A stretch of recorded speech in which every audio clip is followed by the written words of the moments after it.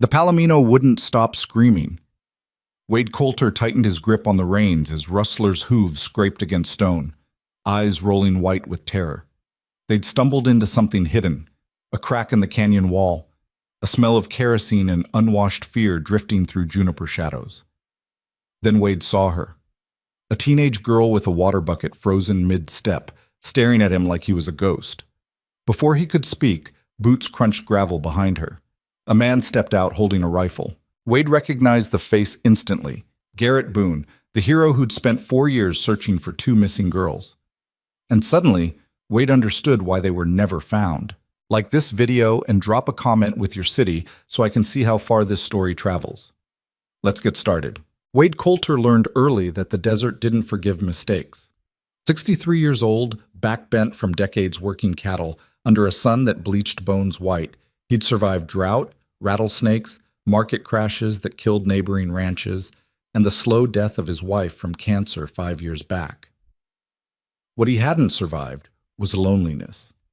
It sat in his chest like a stone, heavy and cold, turning every sunrise into another day of silence, broken only by wind and the occasional bawl of a steer. His ranch sat 12 miles outside Black Hollow, a town barely worth the name, population 847 when folks bothered counting, which wasn't often.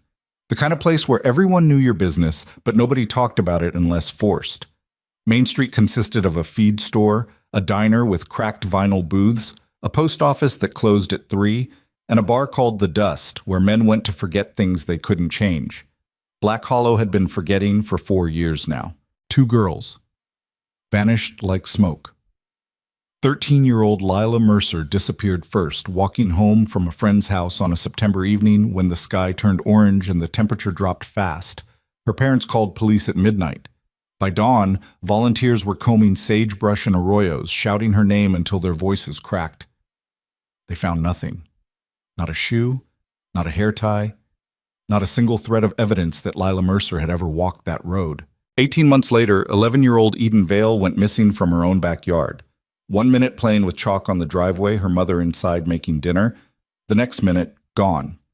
Vanished so completely it felt like the earth had swallowed her whole. The FBI came, brought dogs, helicopters, ground-penetrating radar.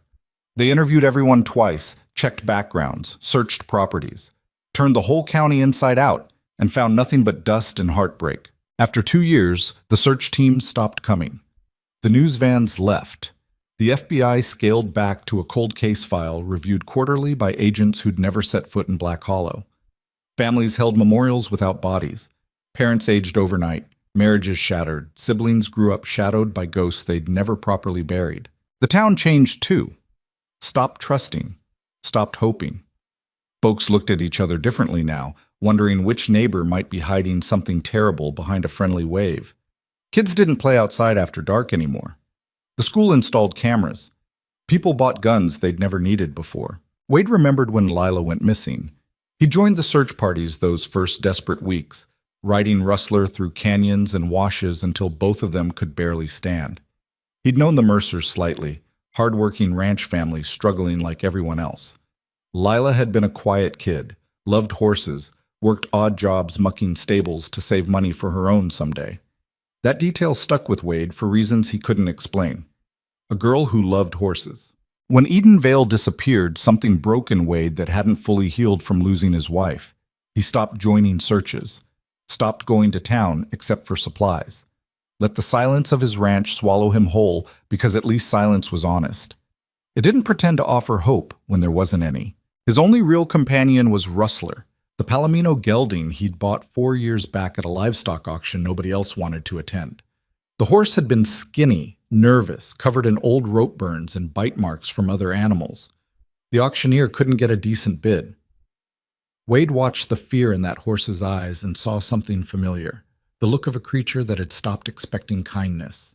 He paid $200, loaded the trembling animal into his trailer, and brought him home. It took 6 months before Rustler would approach without flinching. Another year before the horse stopped spooking at sudden movements. But gradually, something like trust developed between them.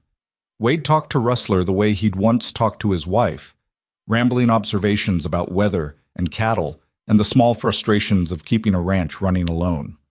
The horse listened with intelligent brown eyes that seemed to understand loneliness as a language all its own. Now, 4 years later, Rustler was the closest thing Wade had to family. The horse knew the fence lines better than Wade did, could sense a storm building hours before clouds appeared, and had an uncanny ability to find cattle that had wandered into brush so thick a man couldn't follow, which made the horse's behavior that October morning so unsettling. Wade had been riding the northern boundary, checking fence posts damaged by summer storms. Cold air bit through his canvas jacket. The sky looked thin and pale, the way it did before winter settled in for real. He'd planned to finish the section and head back for coffee, maybe spend the afternoon fixing the barn door that had been sticking since August. Rustler had other ideas. They were approaching Blackstone Canyon when the horse suddenly stopped dead, ears pinned flat, nostrils flaring like he'd caught scent of a mountain lion. "Easy," Wade said, patting the horse's neck. "What's got into you?" Blackstone Canyon wasn't a place folks visited voluntarily. Steep walls, loose rock, dead-end ravines that all looked the same. The Shoshone who'd lived here generations back considered it cursed. Bad spirits, bad luck, bad everything. Modern ranchers avoided it for practical reasons. Treacherous footing, no water, nothing worth grazing. A rider could break his neck in there and not be found for months. Rustler trembled, muscles bunching beneath Wade's legs. Then the horse did something he'd never done before, refused a direct command. Wade touched heels to the Palomino's sides, clicked his tongue, tried reins and voice. Rustler wouldn't budge forward. Instead, the horse sidled sideways, pulling hard toward a thick stand of juniper trees Wade had ridden past 100 times without noticing anything unusual. "The hell's wrong with you?" Wade muttered, but something in the horse's behavior made his skin prickle. Animals knew things. Wade had seen it before, cattle refusing to cross a wash hours before flash floods hit, dogs barking at empty air before earthquakes. His wife used to tease him about it, called it his mystic rancher nonsense. But living alone in wild country taught a man to pay attention when nature acted wrong. Rustler pawed the ground, whining low in his throat. The sound reminded Wade of a dog trying to dig something up. "All right," Wade said quietly. "Show me." He gave the horse his head. Rustler moved immediately, not toward the canyon proper, but angling along the base of the cliff where juniper and scrub oak grew so dense it looked impenetrable. The horse pushed through branches that scraped Wade's legs, following something Wade couldn't see or smell. They traveled maybe 50 yards before Rustler stopped again. This time the horse stood rigid, staring at what looked like solid rock face half hidden behind twisted juniper trunks. Wade dismounted, knees cracking. Up close, he could see what his eyes had missed from a distance. A vertical crack in the stone, maybe 18 inches wide, nearly invisible unless you knew where to look. Wind whispered through the gap, carrying a smell that didn't belong in open desert. Kerosene. Unwashed fabric. Something else underneath, faint but distinct. Fear. Wade's hand moved automatically to the rifle in his saddle scabbard. He pulled it free, checked the load, then turned back to the crack in the rock. "Stay," he told Rustler. The horse snorted but didn't follow as Wade squeezed sideways into the gap. Rough stone scraped his jacket. The passage angled left, then right, descending slightly. After 20 feet, it opened into a narrow defile he'd never known existed. A hidden fold in the canyon walls sheltered from above, invisible from any normal approach. And there, tucked against the far wall, where juniper shadows fell deepest, was a door. Not a cave entrance. An actual door. Weathered plywood reinforced with 2x4s, fitted into a frame someone had bolted directly into living rock. A padlock hung from the hasp, recently oiled. Wade's heart started hammering. This wasn't some old prospector's cache or forgotten hunter's shelter. This was new, maintained, hidden with purpose. He should leave, ride back to town, call Sheriff Briggs, let people with badges and backup handle whatever this was. But his feet wouldn't move, because he was thinking about 2 missing girls and 4 years of empty searching in a town that had stopped believing in answers. Wade reached for the door handle. It wasn't locked. The door swung inward on silent hinges, revealing steps carved into stone, descending into darkness. Artificial light glowed somewhere below, electric, not flame. Wade smelled that kerosene smell stronger now, mixed with human sweat and something cooking. Beans, maybe. Coffee. Someone lived down there.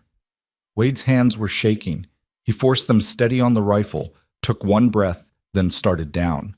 The stairs were steep, cut rough but serviceable. 12 steps to a landing. Turn. 12 more. The walls changed from natural stone to something reinforced. Timber supports, corrugated metal panels, the kind of construction that required planning and effort and materials hauled in secretly over time. At the bottom, the passage opened into a space that made Wade's breath catch. It was a bunker, maybe 30 feet across, carved and built into the canyon bedrock like something from a war movie. Shelves lined the walls, stocked with canned goods, water jugs, ammunition boxes. A propane stove sat in one corner, vented through a pipe that had to run up through the rock to disperse smoke somewhere invisible from above. Sleeping bags on pallets, books, a folding table and chairs, kerosene lamps providing backup light to the battery-powered LED fixtures. And in the center of the room, frozen in place with a water bucket gripped in both hands, was a teenage girl. She stared at Wade like he was a hallucination. Long dark hair tangled past her shoulders. Thin, too thin, wearing clothes that had been washed and rewashed until colors faded to gray. Bare feet on cold stone. Eyes huge in a face that had seen too much fear and not enough sun. Wade's mouth went dry. His mind struggled to catch up with what his eyes were seeing. The girl's lips moved. No sound came out. "It's okay," Wade said, barely whispering. I'm here to help." She dropped the bucket. Water splashed across stone. Her whole body started shaking, and then boots crunched gravel behind her. "Don't move." Wade spun. A man stood in a second doorway Wade hadn't noticed, another passage leading deeper into the rock. The man held a hunting rifle pointed directly at Wade's chest, not waving it around, not shouting, just calm, steady, finger outside the trigger guard but close enough. Wade recognized him immediately. Garrett Boone, 51 years old, former Army Ranger, volunteer firefighter, the man who'd organized search parties for both missing girls. The hero who'd spent years comforting grieving parents, coordinating with law enforcement, giving interviews about never giving up hope. Wade had seen him dozens of times at community meetings, standing beside the sheriff, promising families they'd find answers. Garrett looked different now, thinner, beard grown wild, eyes hard and bright with something that might have been madness or might have been clarity. Wade couldn't tell which. "Wade Coulter," Garrett said quietly. "Didn't expect to see you out here." Wade's hands tightened on his rifle, still pointed at the floor.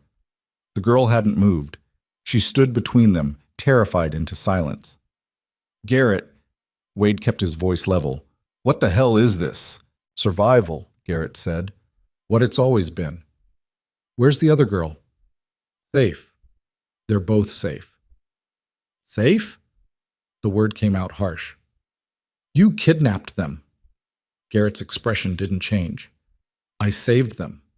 There's a difference." "Put the gun down, Garrett." "You first." They stood there, two armed men in a buried room lit by electric light, with a terrified girl between them and 4 years of lies slowly unraveling. Wade glanced at the girl again. She was crying now, silent tears running down her face. Up close, he could see the resemblance to photos he'd seen on missing posters, though those had shown a younger child, 13 years old, smiling at a school camera. "Lila Mercer," Wade said softly. The girl's eyes widened. Like hearing her own name spoken by a stranger was magic or horror, or both. "You can't take her," Garrett said. "I won't let you." "The whole county's been searching for 4 years. The county's been dying for 4 years. Garrett's voice stayed calm, reasonable, which somehow made it worse. "Collapsing. You've seen it, Wade, the corruption, the violence, the systems falling apart. I did what I had to do. You stole children. I protected them." Wade's mind raced. The bunker wasn't something thrown together in panic. This had been planned, constructed over months or years. Supplies stockpiled, ventilation engineered. Garrett hadn't just hidden 2 girls. He'd built them a prison and convinced himself it was salvation. "Where's Eden?" Wade asked. "Sleeping, in the back." Garrett gestured with his chin toward the second passage. "Don't wake her. She's been sick." "She needs a doctor."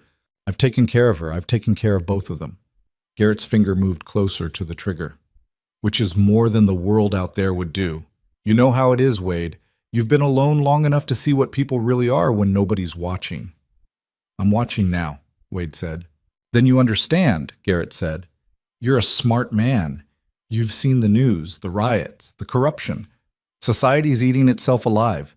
These girls don't need to be part of that. They're better off here, protected, safe from all the poison out there. Wade looked at Lila again. The fear in her eyes wasn't the fear of danger outside.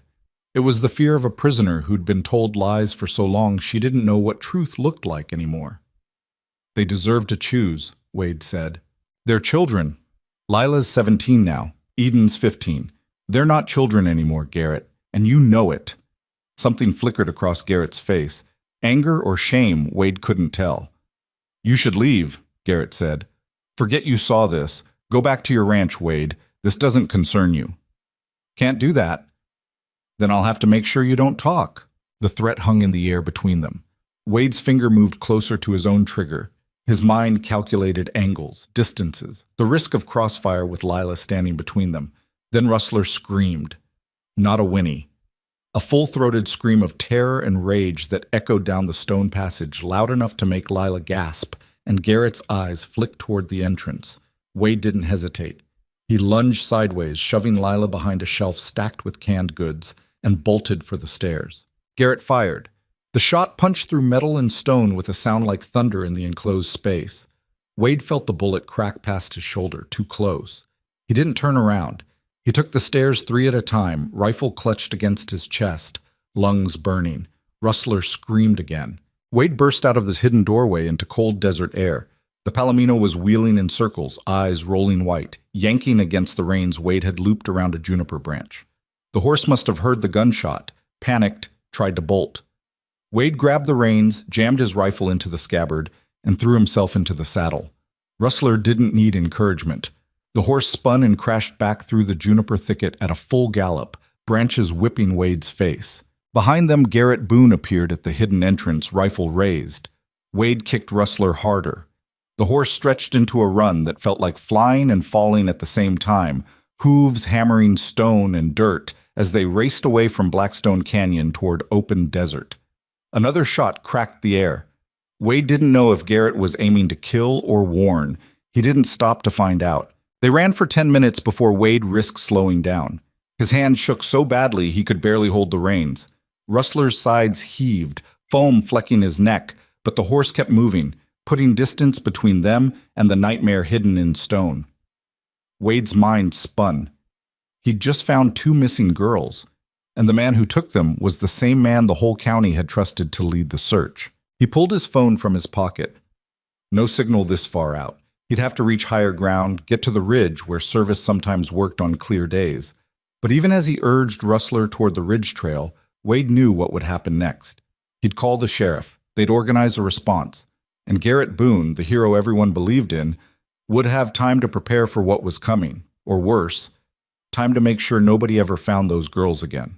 Wade looked back toward Blackstone Canyon, hidden now behind layers of rock and distance. Somewhere in that darkness, Lila Mercer and Eden Vale waited, hoping or not hoping, believing rescue was possible or believing nothing would ever change. Rustler's ears swiveled back, listening for pursuit. "Come on," Wade whispered to the horse. "We gotta move."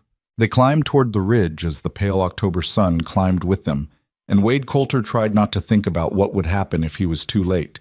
The ridge took 20 minutes to reach at the punishing pace Wade pushed. Rustler's breathing sounded ragged, foam coating the bit, but the horse didn't slow until Wade pulled back on the reins at the highest point where cell signals sometimes flickered into existence. Wade's hand shook so badly it took 3 tries to unlock his phone. 2 bars.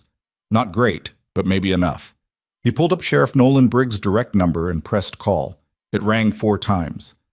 Wade's heart hammered against his ribs. "Briggs." "Nolan, it's Wade Coulter." "Wade? What's... You sound out of breath. Everything all right?" "No." Wade forced the words out between gasps. "I found them. The girls. Lila Mercer and Eden Vale. They're alive." Silence on the other end, long enough that Wade thought the connection had dropped. "Nolan? I'm here." The sheriff's voice had gone flat, careful. "Wade, I need you to slow down and tell me exactly what you saw. I saw Lila Mercer in an underground bunker in Blackstone Canyon. Hidden entrance, built into the rock. Garrett Boone's got them down there. Another pause. Garrett Boone. I know how it sounds. Wade, Garrett's been leading search efforts for 4 years. He's the one who... I know what he's been doing, Wade's voice cracked. That's the whole damn point. He's been pretending to search while keeping them locked up like animals. I saw her, Nolan. I saw Lila, and Garrett tried to shoot me when I ran. Garrett shot at you? Missed by inches. I've got a Palomino here about to drop dead from running and a rifle that still smells like gunpowder from being too close to return fire. Wade wiped sweat from his face with a shaking hand. I'm not making this up. The sheriff's breathing changed. Where are you right now? North Ridge above Blackstone, maybe 3 miles from the entrance.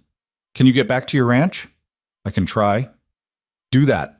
Don't go back to the canyon. Don't call anyone else. I'm mobilizing units now. Briggs's voice had shifted into command mode. Wade, I need you to understand something. If this is what you say it is, Garrett's going to know we're coming. He'll have time to prepare or run or kill them, Wade finished. Yeah. Wade looked back toward the canyon, hidden behind layers of stone and desert scrub. Somewhere in that darkness, 2 girls waited, and the man holding them captive was a trained soldier who'd been planning for this moment probably since the day he took them. How long before you can get units out here? Wade asked. 45 minutes minimum. I need to make calls, coordinate with state police, get tactical teams rolling. This isn't something I can handle with 3 deputies and good intentions. 45 minutes is a long time. I know. Briggs paused.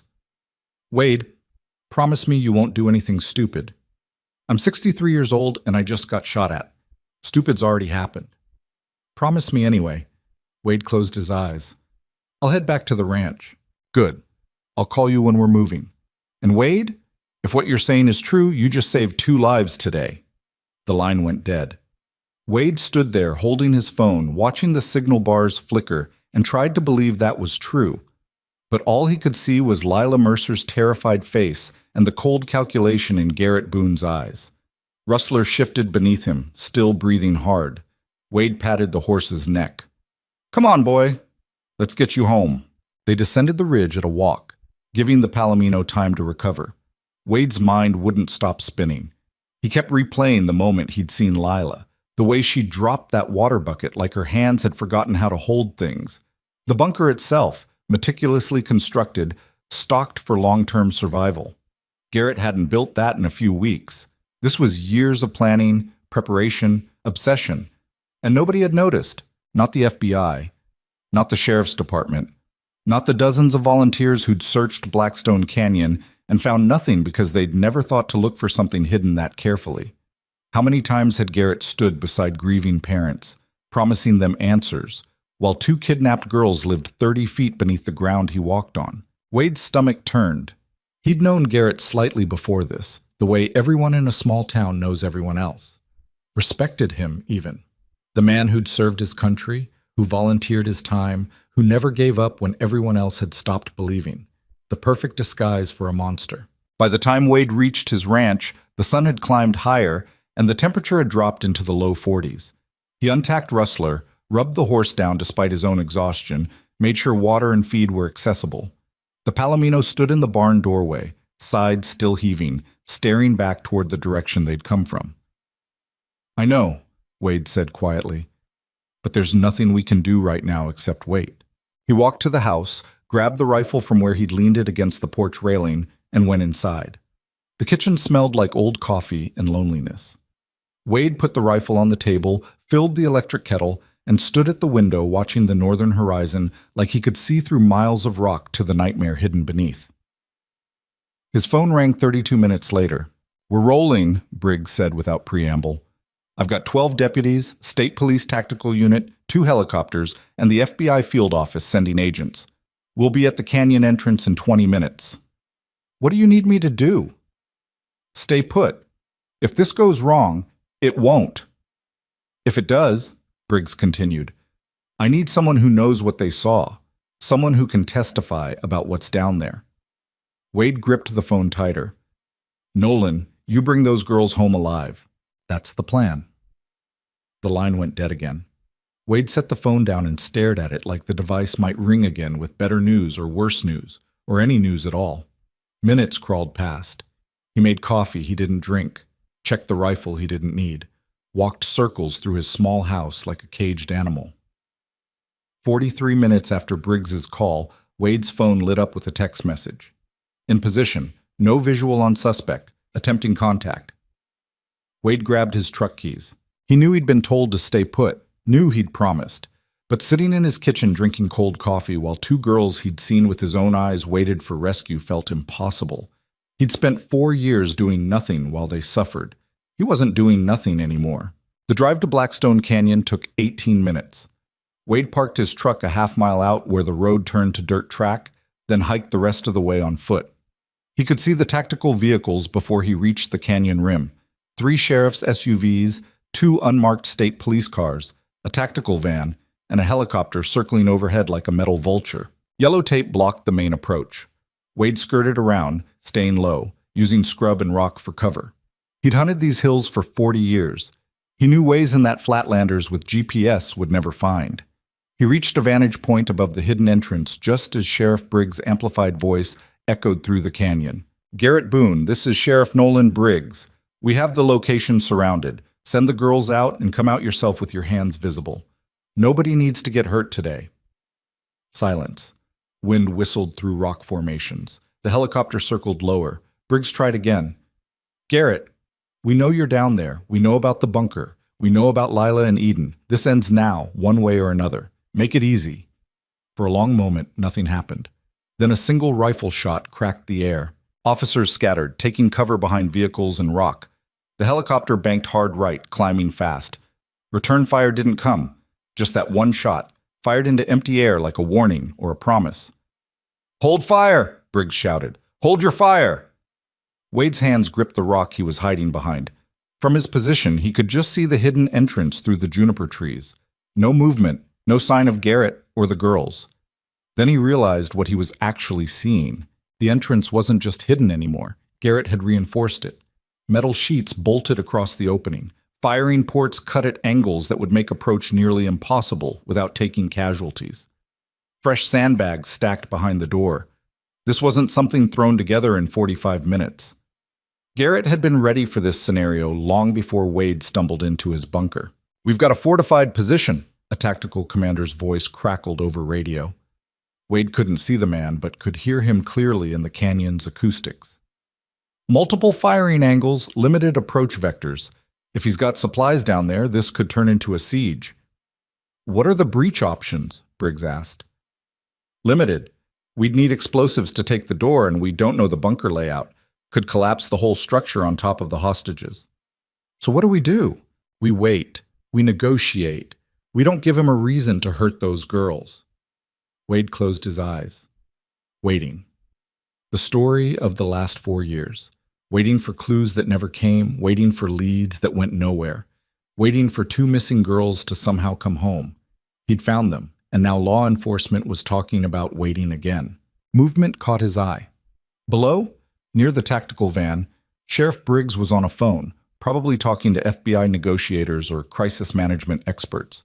Other officers had established a perimeter, rifles trained on the bunker entrance from multiple angles. The helicopter maintained distance overhead, filming everything. And inside that bunker, Lila and Eden waited in darkness with a man who'd convinced himself he was saving them from a world that had come looking anyway. Wade's phone buzzed. Text from Briggs. "Saw your truck. Get the hell out of here." Wade didn't respond. He stayed low, watching, trying to think of something useful to do besides hide behind a rock while trained professionals did their jobs. Then Garrett's voice echoed from the bunker, amplified somehow, probably a battery-powered speaker. "You shouldn't have come, Sheriff." Briggs grabbed a bullhorn. "Garrett, send the girls out. Whatever you think you're protecting them from, this isn't the answer. You don't understand what's coming. None of you do. Then explain it to me. But first, let those girls go. They're safer here than they'll ever be out there." Briggs glanced at the tactical commander, who shook his head slightly. No clear shot. No safe breach. No good options. "Garrett, you've been watching the news for years," Briggs said, changing tactics. You know how these situations end. You served your country. You're a good man who made bad choices. Don't make this worse. I'm not a good man. Garrett's voice came back, quieter now. Good men don't do what needs to be done. They follow rules and watch everything collapse around them. I stopped being good 4 years ago when I decided to act instead of wait. You kidnapped children. I saved them from what's coming.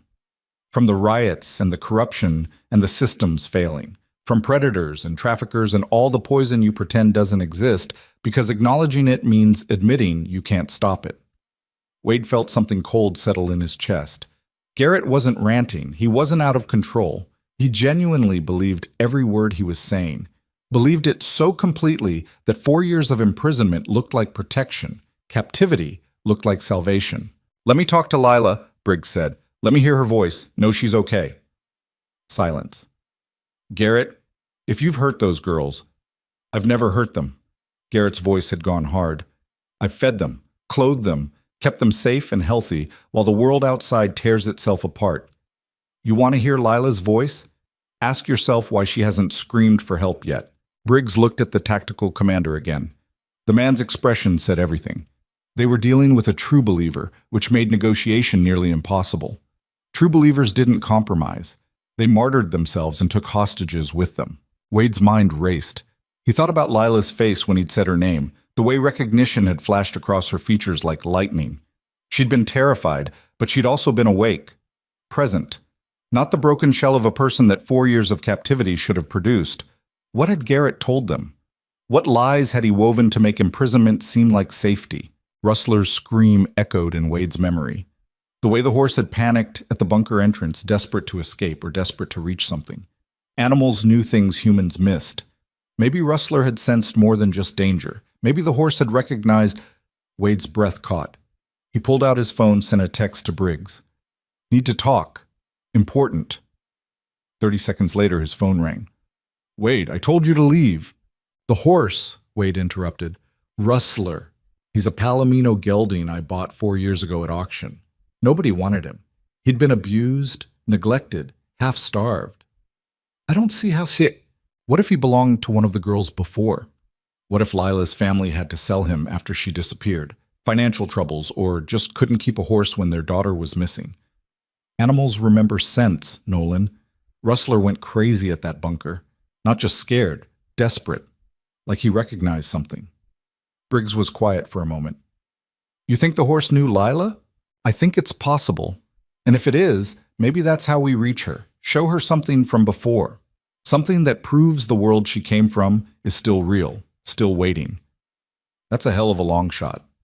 You got better ideas? Briggs didn't answer. In the background, Wade could hear the tactical commander talking about containment strategies and supply logistics. If we bring the horse out here, Briggs said slowly, Garrett might see it as an escalation, might panic, or Lila might see it, might remember. And if you're wrong about the horse recognizing her, then we're exactly where we are now, stuck outside while a crazy man holds 2 girls hostage. Briggs exhaled hard. All right, but I'm not asking you to bring that horse anywhere near an active tactical situation. You understand? You bring Rustler to the perimeter checkpoint, we see if it changes anything, and then you get out. Deal. Wade ended the call and started working his way back to his truck, moving carefully to avoid drawing attention from either the police perimeter or Garrett's potential firing positions. It took 15 minutes to reach the vehicle, another 20 to drive back to his ranch. Rustler stood in the barn exactly where Wade had left him, ears forward, watching the driveway like he'd been expecting this. We're going back, Wade said, grabbing the halter and lead rope. Don't make me regret this. The horse loaded into the trailer without hesitation, which felt like a small miracle given how exhausted they both were. Wade climbed back into the truck, hands gripping the wheel tight enough to hurt, and drove back toward Blackstone Canyon with a kidnapped girl's horse in tow and no clear idea what he was actually trying to accomplish. The checkpoint deputy tried to stop him a half-mile from the tactical site. Road's closed, sir. Active police situation. Sheriff Briggs is expecting me. Wade Coulter. Call him. The deputy spoke into his radio, listened, then waved Wade through with an expression that suggested he thought everyone involved had lost their minds. Wade parked where Briggs indicated, away from the main approach, but still visible from the canyon entrance if someone was looking. He unloaded Rustler slowly, let the horse smell the air and get his bearings. The Palomino's head came up immediately, ears swiveling toward the canyon, nostrils flaring. "Easy," Wade murmured. Briggs approached, keeping his voice low. "This is the craziest thing I've agreed to in 20 years of law enforcement." "You're welcome." "Tactical wants to know what you're doing." "Honestly, I'm not sure. But that horse is reacting to something, and I'd rather try this than sit around waiting for Garrett to do something worse." Briggs studied Rustler, then Wade. "You really think this animal remembers a girl from 4 years ago?" "Horses remember trauma. Why not love?" Before Briggs could respond, Rustler whinnied, not the scream from earlier, but a long calling sound that carried across the canyon like a question waiting for an answer. And from somewhere deep in the bunker, muffled and distant but unmistakable, came a sound that made every officer in hearing distance freeze. A girl crying out. Not words, just a raw sound of recognition and desperate hope. Briggs grabbed his radio. "Did anyone else hear that?" Confirmations crackled back from multiple positions. They'd all heard it. Rustler whinnied again, louder, pulling against Wade's grip on the lead rope. The horse wanted to move toward the canyon, toward whatever he recognized in that crying voice. Inside the bunker, Garrett Boone's amplified voice cut through the moment like a knife. "What did you bring?" Briggs raised the bullhorn. "Just a horse, Garrett. Nothing threatening." "Why?" "Because maybe someone down there wants to see him." Silence. Long enough that Wade wondered if Garrett had retreated deeper into the bunker, dragging the girls somewhere they couldn't see or hear or hope. Then Lila's voice, faint but clear through whatever speaker system Garrett had rigged. "Rusty?" Wade's throat tightened. Rusty. That's what she'd called him. Before he was Rustler, before the auction and the abuse and the long road to Wade's ranch, he'd been Rusty, a girl's horse, Lila's horse. "She remembers," Wade said to Briggs. "She remembers him." Briggs lifted the bullhorn again. "Lila, Rusty's here. He's safe. He's been waiting for you." Movement at the bunker entrance. Just a shadow, but definitely something shifting behind those metal reinforcements. Garrett's voice came back tight with something that might have been anger or fear. "You're trying to manipulate them." "I'm showing them the truth," Briggs said. "The world they came from didn't disappear, Garrett. It's still here, still waiting for them to come home. The world out there will destroy them." "The world out there has been searching for 4 years," Briggs interrupted. "Parents who never stopped hoping. A community that never forgot. And a horse that somehow found his way back to the girl who loved him. You want to tell me that's destruction?" No response. But Wade could see shadows moving behind the firing ports now. Someone was watching. Someone was close enough to the entrance to see Rustler standing in weak October sunlight, head high, calling for a girl he'd last seen 4 years ago. Rustler pulled harder against the lead rope. Wade had to plant his feet to keep from being dragged forward. "Let me bring him closer," Wade said to Briggs. "Absolutely not. You're already too close to an active—" She needs to see him, really see him, not just hear his voice from a distance. "Wade, Nolan, we're running out of time. Garrett's unraveling. I can hear it in his voice. Either we give Lila a reason to fight back or we wait for this to end badly." Briggs looked at the tactical commander, who shook his head firmly. Wade ignored both of them.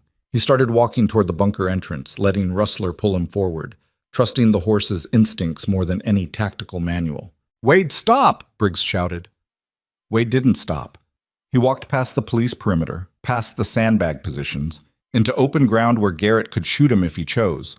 Rustler moved beside him, no longer pulling but walking steady, ears forward, focused on something only the horse could sense. They got within 30 yards of the bunker entrance before Garrett's voice crackled out again. "That's close enough." Wade halted. Rustler stood trembling beside him, every muscle tensed. "I'm just an old rancher with a horse," Wade called out. "No weapon, no threat. Just here to show Lila that some things don't change. Some things wait." "You should have stayed away." "Probably. But I'm 63 years old and stubborn as hell. Lila, if you can hear me, your horse came home. Maybe it's time you did too."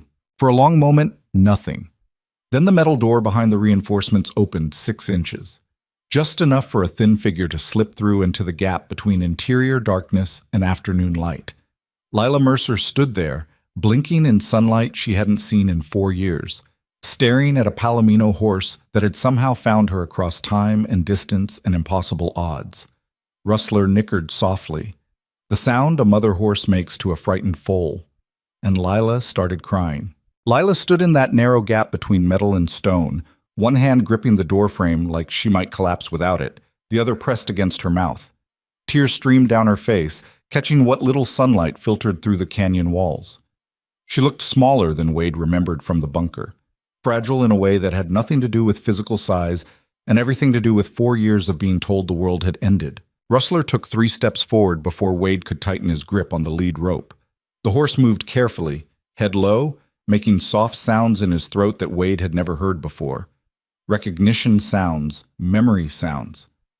"Lila, get back inside." Garrett's voice came from somewhere deeper in the bunker, tight with panic. "You don't know what's out there. You don't know what they'll do to you." But Lila wasn't listening. She took one shaking step forward, then another, moving like someone relearning how to walk. Her bare feet made no sound on cold stone. She'd gotten maybe 10 feet from the bunker entrance when Rustler pulled free from Wade's grip entirely and closed the distance between them. The horse stopped inches from Lila's outstretched hand, waited. Let her touch him first. Yeah. Her fingers found his muzzle, traced the white blaze running down his face. The gesture looked automatic, muscle memory from years ago. Rustler leaned into her touch, eyes half closed, and made that soft nickering sound again. "I thought you were gone," Lila whispered. "I thought everything was gone." Wade stayed back, giving them space. Behind him, he could hear tactical officers repositioning, probably getting clear shots now that the bunker door had opened. Sheriff Briggs stood frozen with the bullhorn halfway to his mouth, like he'd forgotten what he'd meant to say. Then Garrett appeared in the doorway. He had his rifle, but it hung loose in one hand, pointed at the ground. He looked like a man watching his entire worldview collapse in real time. "Lila, please," Garrett said. "You're not thinking clearly. That horse, that man, they're part of the system I protected you from. They'll take you back out there and you'll see. You'll understand why I did this." Lila turned slowly. Her hand never left Rustler's neck. "You told me my parents were dead. I told you what you needed to hear to stay safe. You said everyone was dead. The town, my family, everyone I knew. You showed me news stories about riots and diseases and said the world had ended." Her voice was shaking but growing stronger with each word. "Was any of it true?" Garrett's face twisted. "It was all true. Maybe not the specific details, but the pattern, the collapse, the danger, all of it's real. I didn't lie about what's happening out there." "But my parents," Lila said. "Are they alive?" Silence. "Garrett," Lila's voice cracked. "Are my parents alive?" "Yes," Garrett said quietly. "They're alive." Something broke in Lila's expression. Not relief. Wade could see that from where he stood. It was rage, pure and simple, the kind that only comes from realizing you've been betrayed by someone you trusted. "You let them think I was dead for 4 years, Lila said. I let them think you were safe. You let them grieve while you kept me in a hole in the ground telling me lies." She took another step forward, toward Garrett now, not away. Rustler moved with her, staying close. "Eden and me, we believed you. We were scared and confused, and you were the adult, the one who was supposed to know what was happening. We trusted you." "I was protecting you," Garrett said, but his voice had lost its certainty. "From what? From my mother making breakfast? From my little brother learning to read? From Friday night football games and graduation and prom and every single thing you stole from me?" Garrett raised the rifle slightly, not aiming at anyone, but the movement made every officer behind Wade tense. Wade heard safeties clicking off, heard Briggs speak urgently into his radio. "Don't!" Wade called out. "Garrett, don't make this worse." "It's already worse," Garrett said. 4 years of keeping them safe, and she thinks I'm the monster." "You are the monster," Lila said. Her whole body was shaking now, but she didn't back down. "You kidnapped us. You locked us underground. You made us afraid of sunlight and other people and everything normal. That's not protection. That's not safety. That's what a monster does when he wants to pretend he's a hero." "I served my country. Appreciation. I don't care." Lila's voice rose. "I don't care about your service or your beliefs or your reasons. You took my life. You took Eden's life. And you convinced yourself it was noble. Movement in the bunker doorway. A smaller figure emerged. Eden Vale, 15 years old now, though she looked younger. Pale skin, eyes too large and a thin face, wearing the same kind of faded clothes as Lila. She moved like a frightened animal, staying close to the wall. Eden, go back inside, Garrett said. Eden didn't move. She was staring at Lila, at Rustler, at the armed officers positioned throughout the canyon. Her mouth opened, but no sound came out. It's okay, Lila said, turning toward her. It's going to be okay. Is it true? Eden's voice was barely audible. About the world? About it not being ended? Yes, Lila said. He lied to us. About everything. Eden looked at Garrett. Something in her expression made Wade's chest hurt. The look of a child realizing the adult who'd defined her entire reality had been lying the whole time. You said my mom died in the plague, Eden whispered. You showed me the obituary. That was a different Sarah Vale, Garrett said. I never said it was your mother specifically. You let me believe it. Eden's voice was getting louder.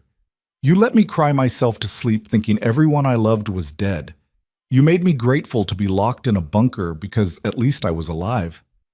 You are alive, Garrett said desperately. Both of you are alive and healthy and safe. Look at yourselves. Look at what I gave you when the world out there would have destroyed you. The world out there has been looking for us, Lila said. She gestured toward the officers, toward Wade, toward the helicopter still circling overhead. All these people, all these resources, spent 4 years trying to find us. That doesn't sound like a world that wanted to destroy us. Garrett's hands tightened on the rifle. You don't understand.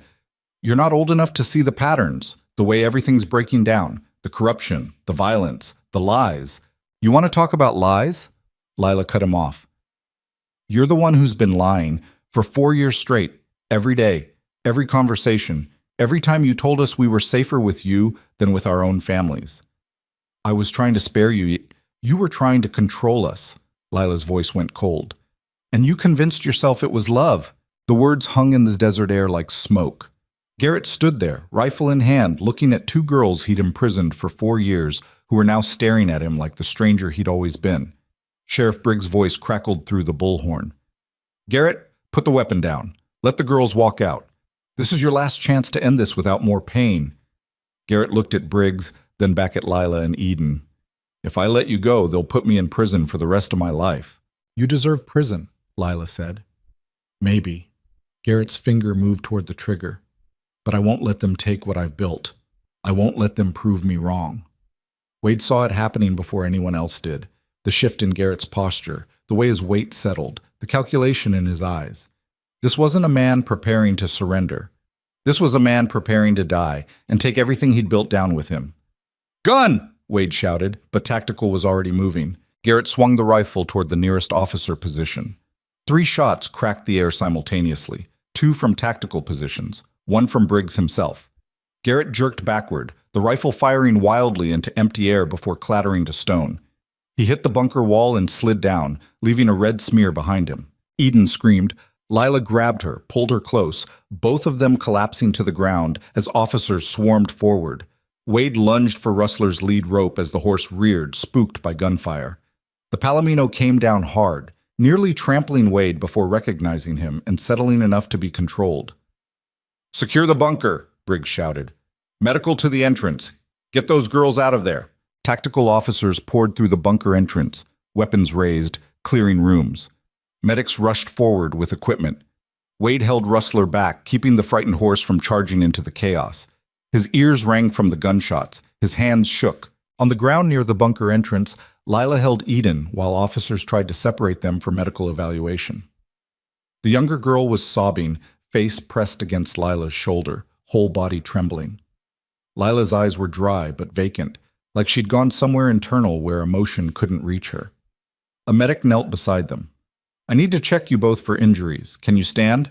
Lila nodded but didn't move. Take your time, the medic said gently. Nobody's rushing you. More officers emerged from the bunker. One of them approached Briggs, shaking his head. He's gone. Died before we could reach him. Briggs didn't look surprised. What else is down there? Supplies for years, medical equipment, books, food stores, sleeping quarters, and journals. Dozens of journals where he documented everything. His reasoning, his plans, his justifications for keeping them. Bag it all, Briggs said. Every scrap of paper, every piece of evidence. Wade finally got Rustler calmed enough to approach the bunker area. The horse was still trembling but no longer fighting the lead rope. They moved slowly toward where Lila sat on cold stone with Eden clinging to her. Rustler lowered his head, snuffling at Lila's hair. She looked up, saw the horse, and something in her expression cracked. She reached up with one hand, the other still holding Eden, and touched Rustler's muzzle again. "You came back," she whispered. "How did you come back?" Wade cleared his throat. "Found him at auction 4 years ago. Nobody wanted him. Figured he deserved better. You bought my horse. Didn't know he was yours. Just saw an animal that needed help." Lila's eyes met his. "You're the man from this morning, the one who found us." "Wade Coulter. And yeah, stumbled on Garrett's bunker by accident. Rustler here wouldn't move forward until I followed him to that crack in the rock." "He remembered," Lila said. "Even after all this time, he remembered where I was." Wade didn't correct her. Truth was, he had no idea if Rustler had actually remembered anything, or if the whole thing was coincidence. But the girl had been through enough without him taking away whatever comfort that belief provided. A medic brought blankets and wrapped them around both girls. Another offered water bottles. Eden finally lifted her head from Lila's shoulder, her face blotchy and swollen from crying. "Is he really dead?" Eden asked. The medic glanced at Briggs, who nodded. "Yes," the medic said gently. "He can't hurt you anymore." Eden's face crumpled again. "He said he loved us. He said he was protecting us." "I know," the medic said. "But that wasn't love. That was something else." Lila's arm tightened around Eden. "We're going home," she said. "Both of us. Back to our real families." "What if they don't want us anymore?" Eden's voice was small, childlike. "What if 4 years is too long and they've moved on?" "They haven't," Briggs said, kneeling beside them. "Your parents have been waiting every single day. They never stopped looking. They never stopped hoping." "How do you know?" Eden asked. "Because I've talked to them at least once a month for 4 years. Your mother, Eden, Sarah Vale, she still puts flowers on your bed every week, fresh ones. Has done it every single week since you disappeared." Eden started crying again, but differently this time. Not the panic sobbing from before, but something that sounded almost like relief. Briggs looked at Lila. "And your family, Lila Mercer. They've kept your room exactly the same. Your mother wouldn't let anyone touch it, said you'd want everything right where you left it when you came home." "When," Lila repeated. "Not if." "Your mother never said if," Briggs confirmed. "Always when." The helicopter overhead banked lower, its spotlight illuminating the entire canyon entrance. News vans were probably already racing toward Black Hollow, reporters scrambling for the story of 2 missing girls found alive after 4 years. Wade could picture it. The media circus, the press conferences, the endless questions and cameras, and people treating grief like entertainment. "We need to transport you both to the hospital," the medic said. "Get you checked out properly. Make sure you're physically okay." "I want to see my mom," Eden said. "You will. Soon as we clear you medically, we'll bring your families in." "Not at the hospital," Lila said suddenly. "I don't want to see my parents for the first time in 4 years under fluorescent lights with doctors watching." The medic looked at Briggs, uncertain. The sheriff considered, then nodded. "We'll arrange something, but medical evaluation isn't optional. You've both been through trauma. We need to make sure you're healthy." "After 4 years in a bunker, I think we're past optimal health," Lila said, but there was something almost like humor in her voice. Dark humor, bitter humor, but humor nonetheless. Wade watched tactical officers continuing to clear the bunker, bringing up boxes of supplies and documents. One emerged carrying a stack of notebooks bound with rubber bands. Another carried what looked like a CB radio and antenna setup, probably how Garrett had monitored news broadcasts to select the stories he fed the girls, building his narrative of societal collapse. It was meticulous, calculated. The work of someone who'd planned this for longer than just the 4 years since Lila's disappearance. How long had Garrett been preparing? How long had he been watching those girls, waiting for the right moment to take them? The thought made Wade sick. "Mr. Coulter?" Lila's voice pulled him back. Can Rustler stay with me? Just for a few more minutes? Wade looked at the medics, at Briggs. The sheriff shrugged. Horse doesn't seem to be bothering anyone, Briggs said. And if it helps, I don't see the harm. Wade handed the lead rope to Lila. She took it with her free hand, Eden still pressed against her side, and Rustler immediately lowered his head, resting his muzzle against Lila's shoulder like they'd done this 1,000 times before. Maybe they had, Wade thought, before the world broke, before a monster in hero's clothing decided to play savior. More vehicles arrived at the canyon perimeter. Wade could hear voices, see flashlights and headlights cutting through the growing dusk. The sun had started setting without anyone noticing, painting the canyon walls in shades of orange and red that looked almost violent. A woman's voice carried across the canyon, raw and desperate. Where are they? Where's my daughter? Briggs stood. That's Eden's mother. I need to prepare them for this. He walked toward the perimeter, leaving Wade with the girls and the horse and half a dozen officers still processing evidence. The medics had backed off slightly, giving Lila and Eden space while staying close enough to intervene if needed. What happens now? Eden asked. She'd stopped crying, but still trembled under her blanket. Now you go home, Wade said. Back to your families, your lives. It won't be easy, probably won't be smooth, but it'll be yours again. Will you be there? Lila asked. You and Rustler? Wade hesitated. He was just a rancher who'd stumbled into something by accident. These girls didn't need him. They had families, professionals, support systems waiting to help them heal. But Lila was looking at him like he'd already become part of whatever story she'd tell herself about this day. The man who brought her horse back. The man who'd walked into a monster's lair and walked out again to bring help. If you want us there, Wade said finally, we'll be there. Rustler nickered softly, like agreeing to a contract neither of them fully understood. Voices rose near the perimeter, Eden's mother pleading to see her daughter, officers trying to explain procedure and medical necessity, and all the bureaucratic barriers between a mother and her found child. Wade could see Briggs gesturing, explaining, trying to manage the situation. I don't want to wait, Eden said. I want to see my mom now. Soon, the medic promised. Very soon. Not soon enough, Lila said, but she was smiling slightly. Nothing's going to be soon enough after 4 years. An officer approached Wade. Sheriff wants you to move the horse back to the perimeter. We're setting up a secure transport for the girls. Wade nodded, but when he reached for the lead rope, Lila didn't let go. Please, she said, just a little longer. The officer looked uncomfortable. Ma'am, we need to eat. Let her have the horse. Briggs's voice came from behind them. He'd returned from dealing with Eden's mother. 5 more minutes won't hurt anything. The officer retreated. Briggs sat down on a rock near the girls, looking exhausted. He'd aged 10 years in the last few hours. Eden, your mother's waiting at the checkpoint, Briggs said. Medical team's going to do a quick evaluation here, then we'll transport you to the hospital. Your mom will meet you there. Why can't she come here, Eden asked.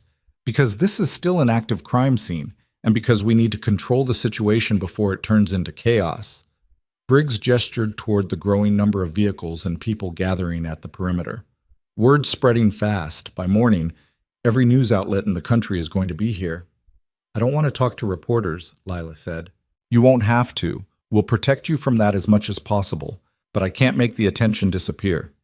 2 missing girls found alive after 4 years. It's a story people want to hear. It's not a story, Lila said quietly. It's our lives. I know. Briggs rubbed his face. And I'm sorry for what's coming. The questions, the attention, the way people will look at you like you're something fragile or broken or miraculous.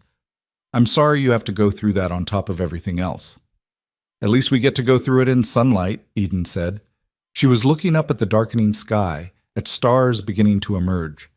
I forgot how many stars there are. Garrett showed us pictures, Lila said, told us the sky was too polluted now to see stars clearly, said it was proof of how bad things had gotten. The sky's the same as it's always been, Wade said, some nights clearer than others, but the stars haven't gone anywhere. Lila turned Rustler's lead rope over in her hands. How much did he lie about? How much of what we believed was real? I don't know, Briggs said. Investigators will go through everything he kept down there. Documents, news clippings, whatever he showed you. We'll piece together what was truth and what was manipulation. Does it matter? Lila asked. Real or fake, we still believed it. We still spent 4 years thinking the world had ended, and we were the lucky ones who survived. Nobody had an answer for that. The medical team approached again, this time with a stretcher and more equipment. We really need to get them evaluated, the lead medic said. Both of them. Transport's ready. Lila finally handed the lead rope back to Wade. She stood slowly, helping Eden up. Both girls looked unsteady on their feet, like they weren't used to walking on uneven ground. Will you bring Rustler to see me? Lila asked Wade, after all this settles down. If your parents are okay with it, yes. They will be, Lila said with certainty. They loved Rusty almost as much as I did. Wade watched as medics guided both girls toward the waiting ambulance. Lila kept looking back at Rustler until they turned a corner and disappeared from view. The horse whinnied once, ears swiveling to track where she'd gone. You did good today, Briggs said, standing beside Wade. That horse of yours, whatever made him act the way he did, it might have saved their lives. Garrett would have killed them, Wade said. It wasn't a question.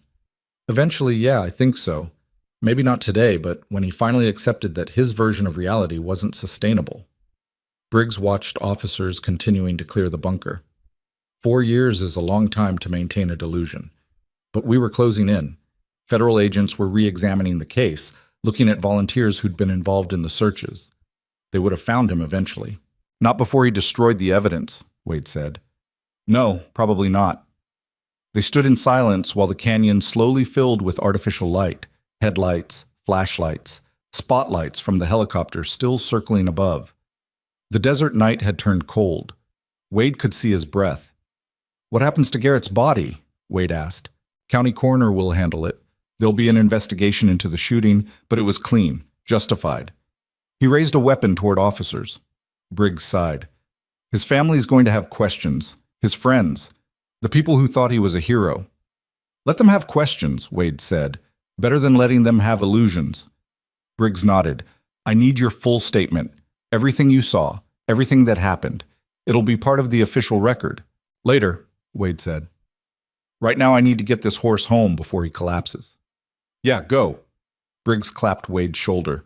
And Wade, thank you for not following my orders to stay away, for bringing the horse, for giving those girls something to hold on to besides fear. Wade didn't trust himself to respond. He just nodded, tugged Rustler's lead rope, and started the long walk back to his truck. The Palomino followed quietly, head down, exhausted. They'd both earned rest. They'd both survived something that should have killed them. Wade by seconds when Garrett fired that rifle, Rustler by whatever miracle had preserved him through auction and neglect to become the bridge between a girl's past and her future. As they walked through the canyon, Wade thought about Lila's face when she'd first seen Rustler. The way recognition had broken through 4 years of carefully constructed lies. The way a horse's memory had proven more reliable than a man's promises. In the distance, he could hear Eden's mother crying with relief, could hear radios crackling, officers coordinating, vehicles moving, the whole machinery of rescue and recovery grinding into motion. But back here in the shadows, it was just an old rancher and a horse that remembered, walking away from a nightmare that had finally ended. Rustler whinnied softly. Wade patted the horse's neck. Yeah, Wade said quietly. We did all right today. We did all right. They kept Lila and Eden at the county hospital for 3 days. Not because either girl was physically damaged beyond repair. Malnutrition, vitamin deficiencies, atrophied muscles from limited movement, but nothing doctors couldn't fix with time and proper care. They kept them because nobody knew how to handle 2 teenagers who'd spent 4 years believing civilization had collapsed while they ate canned beans in a bunker 50 feet underground. Wade visited on the 2nd day. Brought Rustler in a trailer, parked in the hospital lot, and got stopped by security before he made it through the main entrance. Can't bring livestock on hospital property, the guard said. I'm not bringing him inside, just wanted the girl to see him through a window. What girl? Lila Mercer. The guard's expression changed. Everyone in the county knew about Lila and Eden now. The rescue had made national news. CNN had run a special. The FBI was holding press conferences. Black Hollow had transformed overnight from a forgotten desert town into the center of a media storm that showed no signs of stopping. Let me check, the guard said, reaching for his radio. 10 minutes later, a nurse led Wade to a third-floor window overlooking the parking lot. Lila stood there in hospital scrubs, thinner than she'd looked in the canyon, dark circles under her eyes. Her mother stood beside her, Carol Mercer, a woman who looked like she'd aged 20 years in 4. Her hand rested on Lila's shoulder with the kind of touch that said she was still half convinced this was a dream she'd wake up from. "Mr. Coulter," Carol said when Wade approached, "they told me what you did, how you found them." "Just stumbled into something," Wade said. "Rustler did the real work." "The horse that used to be ours." Carol's voice broke. "We sold him after Lila disappeared. Couldn't afford the feed, couldn't stand looking at him knowing she'd never ride him again. And somehow he ended up with you." "Sometimes things work out stranger than we expect," Wade said. Lila was already in the window, pressing her palms against the glass. Down in the parking lot, Rustler stood in the trailer, head visible over the side panels. The Palomino was watching the hospital building like he knew she was in there somewhere. "Can I go down?" Lila asked. "Doctor said you're not cleared for outside visits yet," Carol said gently. "Maybe tomorrow." "Tomorrow!" Lila said it like she was testing the word. That's what Garrett always said. Tomorrow we'll do this. Tomorrow we'll do that. Tomorrow never came. Carol's hand tightened on her daughter's shoulder. She didn't say anything. What could she say? Wade cleared his throat. "I can bring Rustler back tomorrow, day after, however many days it takes." Lila turned from the window. "They're saying I need therapy, counseling, that Eden and I both have PTSD and trust issues and a whole list of things wrong with us now." "Probably do," Wade said. "Probably normal, given what happened." "But what if I don't want to be normal?" Lila's voice rose slightly. "What if I spent 4 years being told normal didn't exist anymore, and now everyone expects me to just go back to being a regular 17-year-old girl who worries about homework and college applications?" Carol started to say something, but Wade spoke first. "Then you don't," he said. "You figure out what you can handle and what you can't, and you take it one day at a time. Nobody who's been through what you went through is going to be the same person they were before. That's not failure. That's survival." Lila stared at him. "Did you read that in a therapy book?" "Nope. Lost my wife to cancer 5 years back. Spent months having people tell me I needed to move on, get back to normal, stop grieving so hard. Took me a long time to figure out that normal was gone, and I needed to build something new instead." "Did you?" Lila asked. "Build something new?" Wade thought about his ranch, the silence, the years of loneliness. "Working on it. Still working on it." A doctor appeared in the doorway. "Lila, we need to run a few more tests. Blood work came back with some vitamin levels we want to recheck." Lila nodded but didn't move immediately. She looked at Wade. "Will you really bring Rustler back tomorrow?" "I will." "Promise?" "Promise." She finally turned away from the window and followed the doctor down the hall. Carol stayed behind, watching her daughter disappear around a corner. "She won't talk about most of it," Carol said quietly. "What happened down there? What he told them? How she survived? She'll answer questions about basic facts, where she slept, what she ate, but nothing deeper. Nothing about what she was thinking or feeling." "Give her time," Wade said. "Everyone keeps saying that. Give her time, give her space, give her patience, but I'm her mother. I should be able to help her, and I don't know how." Carol's voice broke. "I don't know how to talk to my own daughter anymore." Wade didn't have an answer for that. He just stood there while Carol cried quietly, one hand pressed over her mouth like she could hold the grief in if she tried hard enough. Down in the parking lot, Rustler whinnied.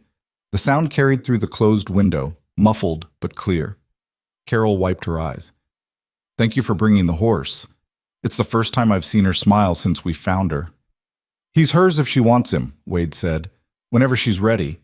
Carol looked surprised. "We can't afford, not asking you to buy him, just saying he belongs with her if that's where he should be." "Why would you do that?" Wade shrugged. "Because a horse chose a girl 4 years ago and never stopped choosing her. Seems wrong to get in the way of that." He left before Carol could respond. Took the elevator down, walked through the lobby past reporters who'd set up camp hoping for interviews, and climbed into his truck. Rustler shifted in the trailer, making the whole vehicle rock slightly. "Easy," Wade said through the open rear window. "We'll come back tomorrow." The drive back to his ranch took 30 minutes. The desert looked the same as always, endless sage and rock, sky too big to comprehend, wind that never stopped. But somehow it felt different now, less empty, like something had shifted in a way Wade couldn't quite name. The media found him on the third day. A reporter from some national outlet parked at the end of his driveway and refused to leave until Wade answered questions about finding the girls. "No comment," Wade said. "People want to know how it felt to discover them," the reporter pressed. "To be the hero who—" "I'm not a hero. I'm a rancher who got lucky. Now get off my property." The reporter left, but two more showed up by evening, then a TV crew the next morning. Wade stopped answering his door. Let them camp outside if they wanted. He had work to do, fences to fix, cattle to move, a horse to keep exercised because Lila still wasn't cleared for visitors outside the hospital. Sheriff Briggs called on the fifth day. "FBI wants your full statement," Briggs said.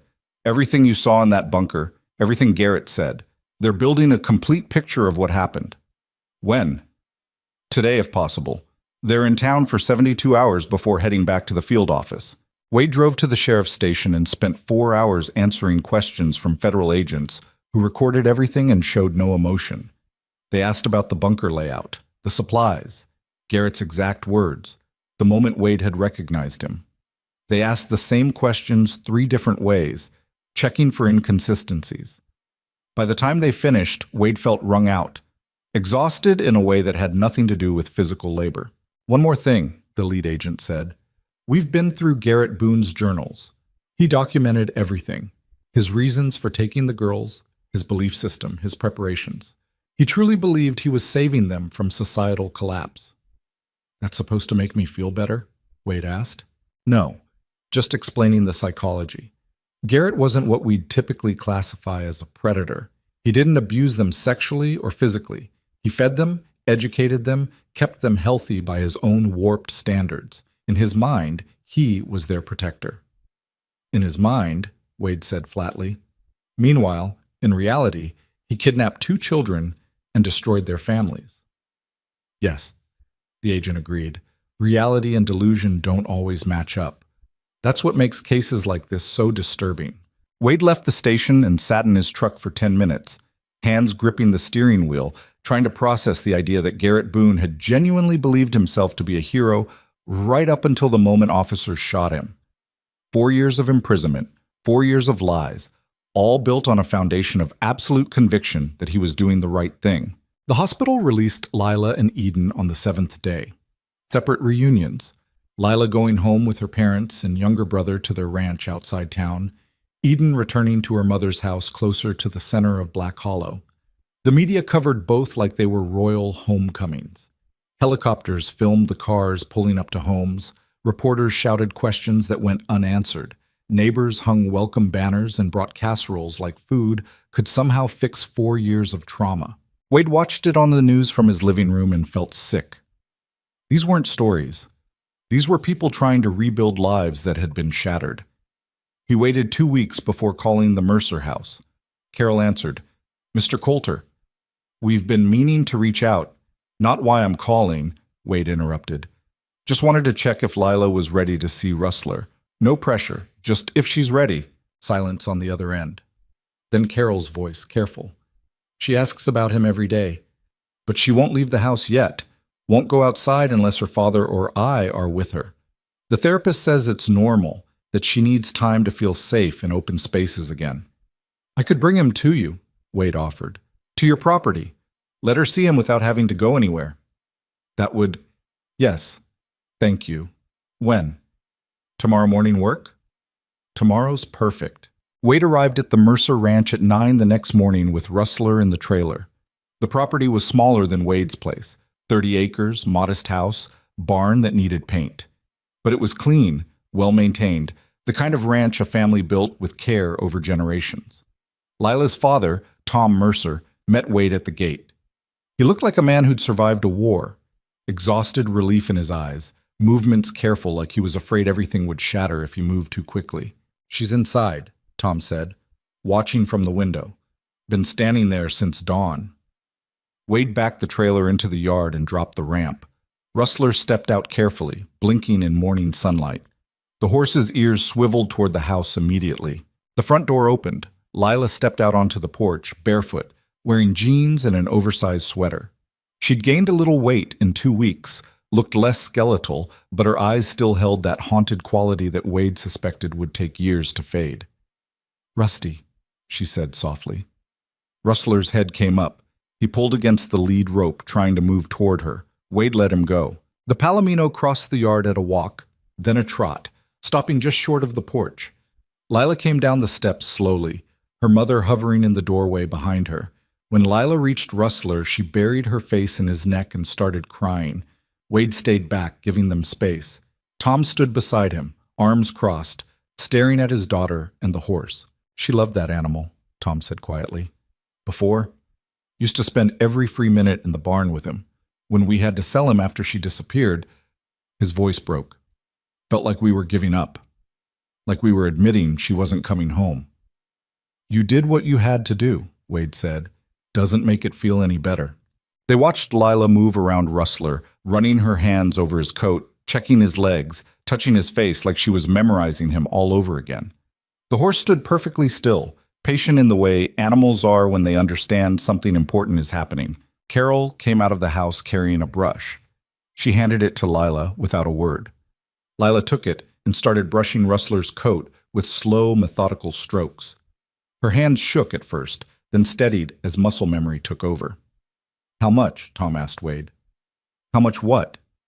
"For the horse. I can't pay market value right now, but I can make installments." "He's hers," Wade interrupted. "Not selling him, just returning him to where he belongs." Tom stared at Wade. "That's a $1,500 horse, minimum." "That's a horse that remembered a girl who loved him. Can't put a price on that." "Mr. Coulter." "Wade. And I'm not arguing about this. You want to thank me, take good care of him, and let Lila ride when she's ready." Tom's jaw worked like he wanted to argue but couldn't find the words. Finally, he just nodded. They stood in silence while Lila continued brushing Rustler. After a few minutes, her younger brother, Danny, maybe 9 years old, crept out of the house. He was staring at Lila like she was a ghost made solid. "Can I say hi?" Danny asked. Lila looked up, smiled slightly. "Yeah. Come here." Danny approached slowly. "I thought you were dead." "I thought I was too for a while." "Were you scared?" "Every day." "Are you still scared?" Lila hesitated. "Sometimes, but less when I'm with Rusty." Danny reached out carefully and touched the horse's shoulder. Rustler turned his head, sniffed the boy, then went back to standing still for Lila's brushing. "He remembers you," Danny said. "Mom said horses don't remember stuff from that long ago, but he does, doesn't he?" "Yeah," Lila said. "He does." Wade cleared his throat. "I should get going. Let you folks have time together." "Stay for coffee, at least," Carol called from the porch. "Please? It's the least we can do." Wade wanted to refuse, wanted to climb in his truck and drive back to the safety of his ranch where things were simple and nobody expected him to be anything other than a lonely old man with cattle and too much land. But Carol was looking at him with an expression that suggested saying no would hurt her somehow, so he nodded. "Coffee sounds good." They sat at the kitchen table, Wade, Tom, and Carol, while Lila stayed outside with Rustler and Danny. Through the window, Wade could see the girl and the horse, both of them settled into something that looked almost like peace. "Therapy's not going well," Carol said abruptly. "Lila's therapist says she's resistant to processing trauma. Won't talk about her feelings, won't engage with coping mechanisms, just sits there in silence for 50 minutes once a week." "Eden too," Tom added. "Talked to Sarah Vale yesterday. Eden won't leave her mother's sight, follows her from room to room, sleeps in her bed, can't stand being alone." "They spent 4 years in a bunker being told the world ended," Wade said. "Probably takes more than 2 weeks to undo that." "The therapist wants to try group sessions," Carol continued. "Get Lila and Eden together so they can support each other. But Lila refuses, says she doesn't want to see Eden." "Why not?" "Won't say. Just says she can't." Wade sipped his coffee. It was terrible, weak and bitter at the same time, but he drank it anyway. "Maybe they need different things, different ways of healing. Eden wants her mother close, Lila wants space to figure things out alone. Or maybe they both need something nobody's thought to offer yet," Tom said. Wade glanced at him. "Like what?" "Like purpose. Like something to do besides sit in therapy sessions talking about feelings." Tom leaned forward. Lila's not a talker. Never has been. Even before all this, she processed things by doing. Working with horses, fixing things, keeping her hands busy.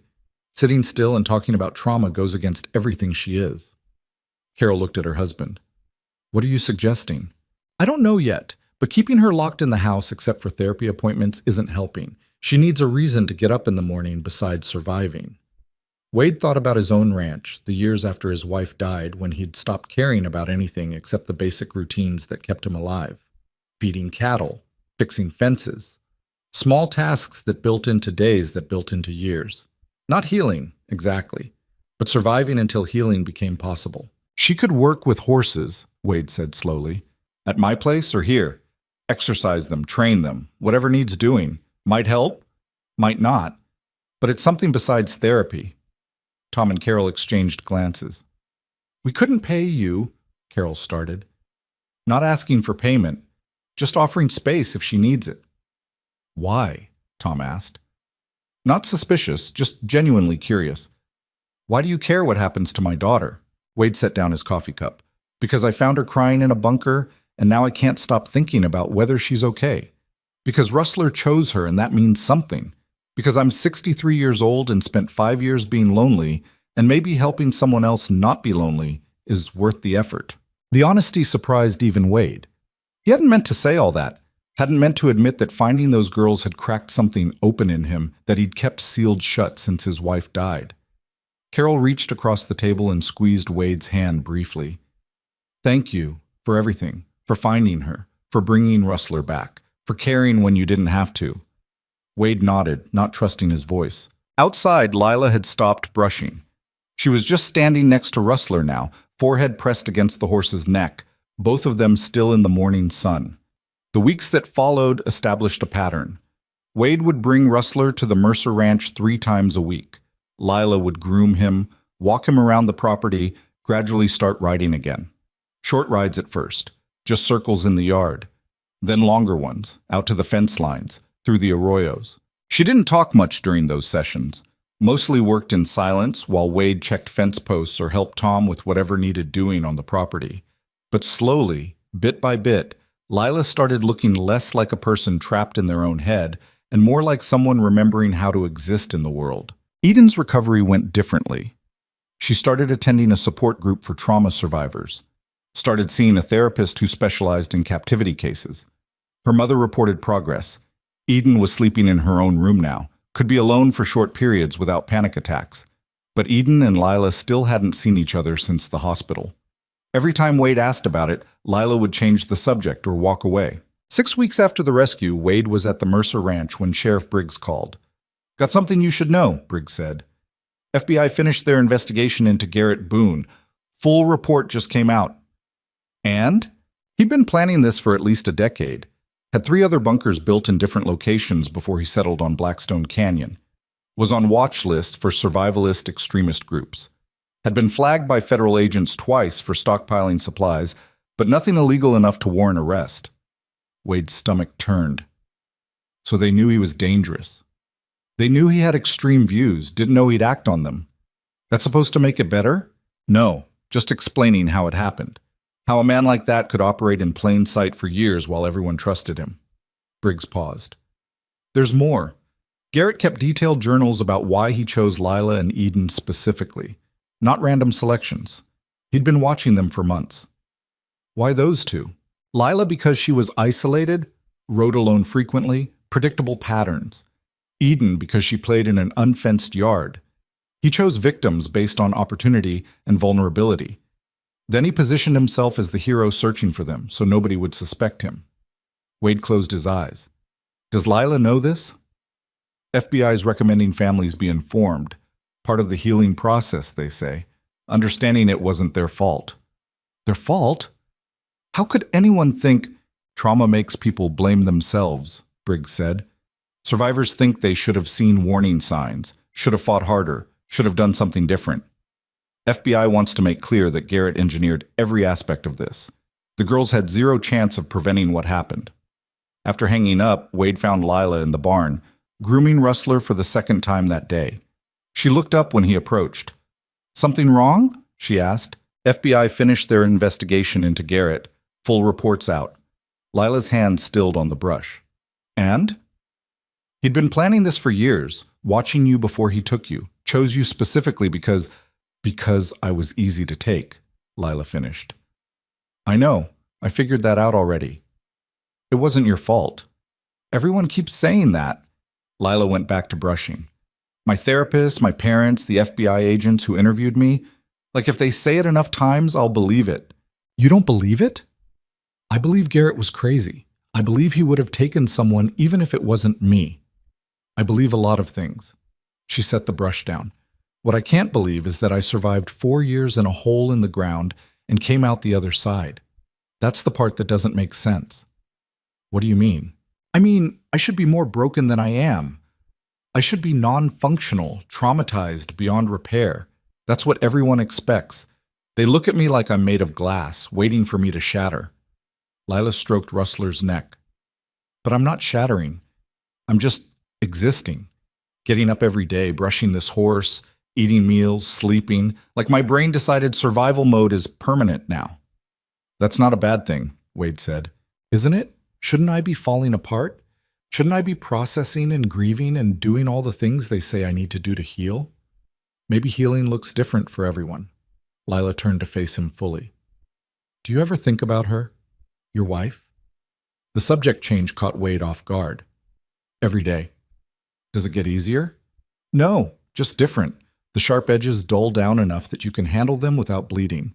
That's what I'm afraid of, Lila said quietly. That 4 years in that bunker will dull down until it's just something that happened to me instead of something that defined me. And then, who am I? Wade didn't have an answer for that. He just stood there in the barn while a 17-year-old girl asked questions that would take years to answer. Eden wants to see me, Lila said abruptly. Her therapist called mine, said it would be good for both of us to meet, process together. What do you think? I think I spent 4 years with Eden in that bunker, and I don't want to spend another second looking at someone who reminds me of everything we lost. That's fair. Lila looked surprised. You're not going to tell me I should do it anyway? That it's part of healing? Not my place to tell you what healing looks like. She smiled slightly. You're not like other adults. Most other adults probably have better ideas than I do. Doubt it.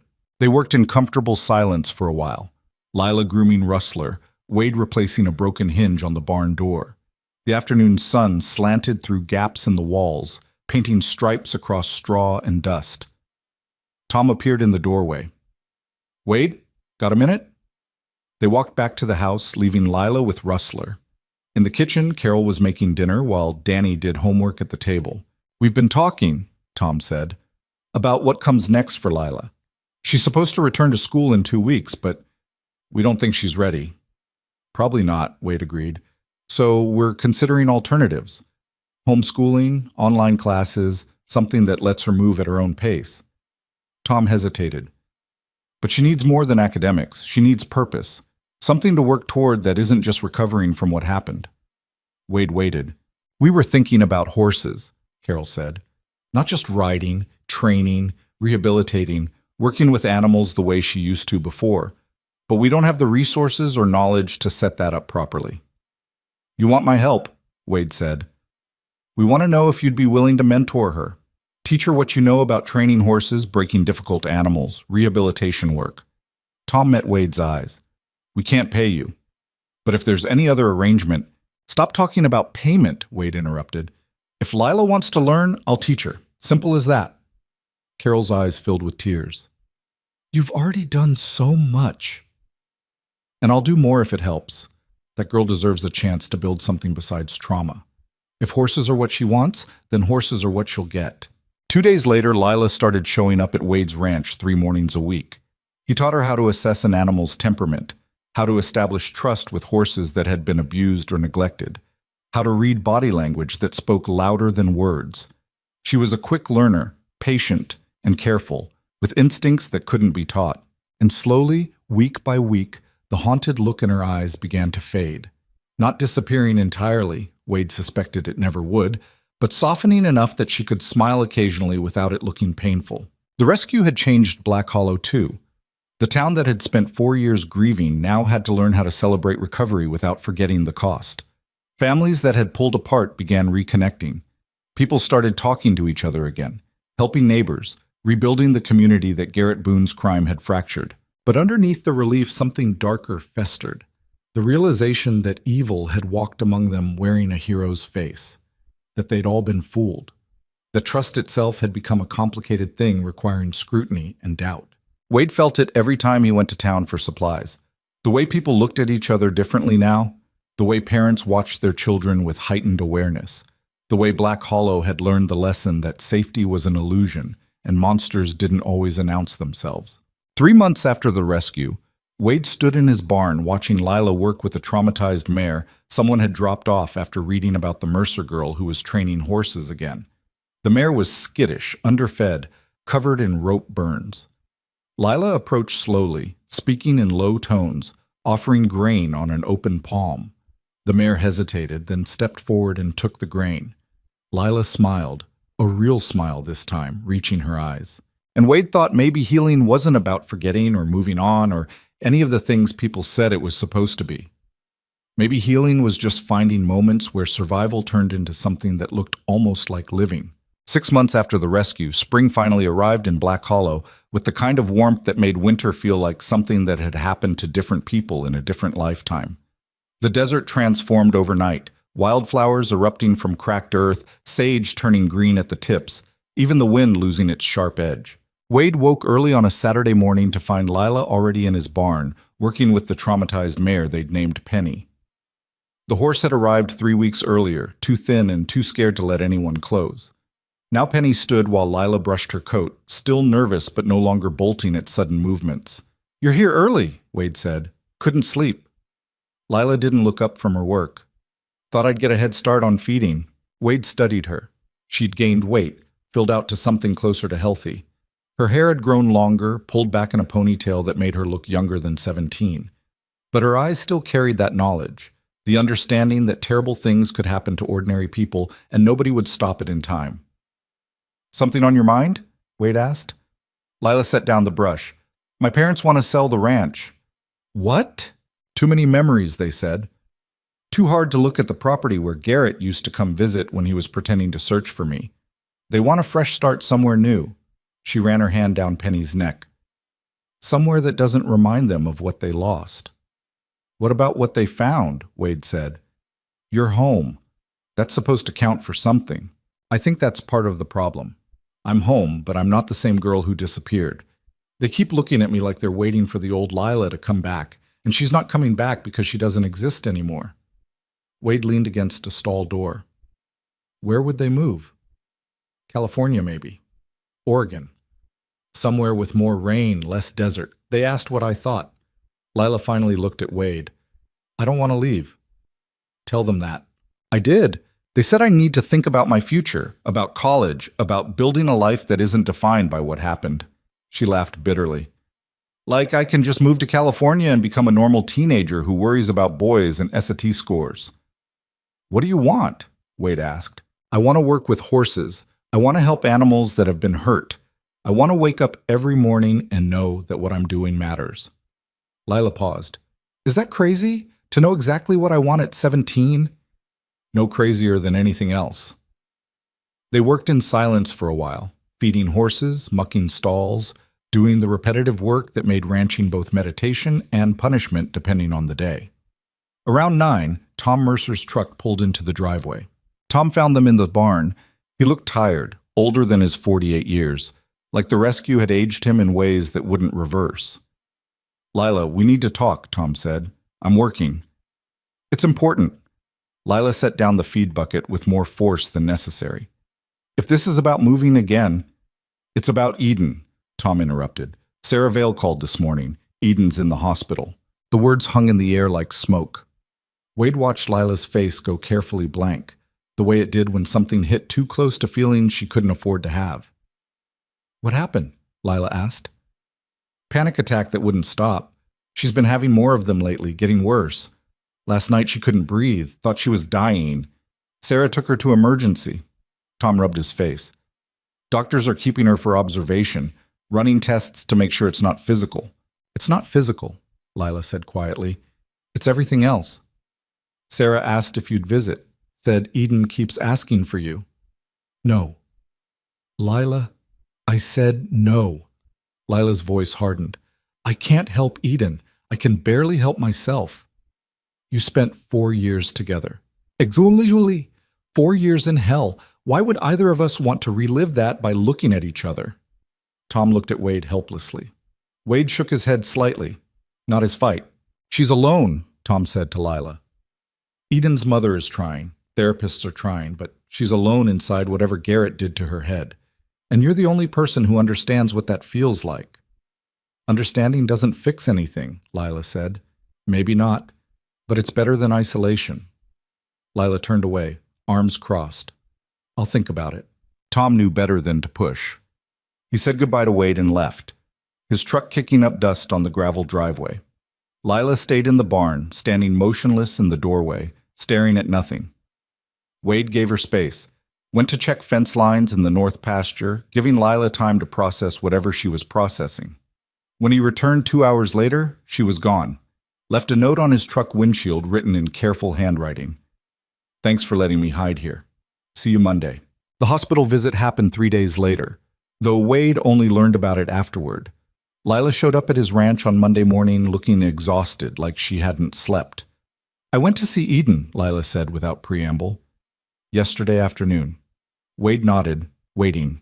She's a mess, worse than me. Can't sleep, can't eat, jumps at every sound. The doctors want to put her on medication, but Sarah's worried about side effects. Lila sat heavily on a hay bale. We talked for maybe 10 minutes before I had to leave. I couldn't handle it. What did you talk about? The bunker mostly. What we remember, what we're trying to forget. Eden asked if I still have nightmares about Garrett. I said yes. She said she does too, but in her nightmares he's still alive and he's coming back for us. Wade felt something cold settle in his chest. What did you tell her? That he's dead. That we watched them shoot him. That there's no coming back from that. Lila picked at a strand of hay. But she doesn't believe it. Not really. Part of her is still waiting for him to walk through the door and tell us it was all a test, that the real collapse is coming and we need to go back underground. That's not rational. Nothing about this is rational. Lila's voice rose slightly. We spent 4 years being told the world ended, and even though we know it was lies, our brains still believe parts of it. Eden can't shake the feeling that something terrible is about to happen, and honestly, neither can I. What are you afraid of? Wade asked. Everything. Nothing. I don't know. Lila stood, started pacing. I'm afraid of staying in Black Hollow where everyone knows what happened to me. I'm afraid of leaving because at least here people understand. I'm afraid of getting better because what if getting better means forgetting what Garrett did and letting him win posthumously? I'm afraid of... She stopped, breathing hard. Of what? Wade prompted gently. Of being this forever. This broken, suspicious person who can't trust anyone and can't believe in good things because good things get taken away. Wade let the words settle. Then he said, You know what I think? What? I think Garrett took 4 years from you, but he doesn't get to take the rest of your life unless you let him. That's easier said than done. Everything worth doing is easier said than done. Lila almost smiled. Did you read that on a coffee mug? Probably. Point stands. She sat back down on the hay bale, some of the tension leaving her shoulders. Eden asked if we could meet regularly, not therapy sessions with counselors watching, just the two of us talking about whatever needs talking about. What did you say? I said I'd think about it. Lila looked at Wade. Would that be crazy? 2 traumatized teenagers trying to fix each other? Might be the sanest thing either of you could do, Wade said. Sometimes the only people who understand are the ones who survived the same thing. Over the following weeks, Lila and Eden started meeting once a week at neutral locations. The park, the library, eventually at Wade's ranch where they could work with horses while talking. Wade stayed out of their way, giving them space but remaining available if needed. He watched them gradually shift from awkward silence to tentative conversation to something that looked almost like friendship rebuilt from the ashes of shared trauma. They didn't talk about Garrett much, Wade noticed. Mostly they talked about what came next, what they wanted their lives to look like, how to exist in a world that felt both familiar and alien. Eden was worse off than Lila in most ways. More nightmares, more panic attacks, more difficulty functioning day to day.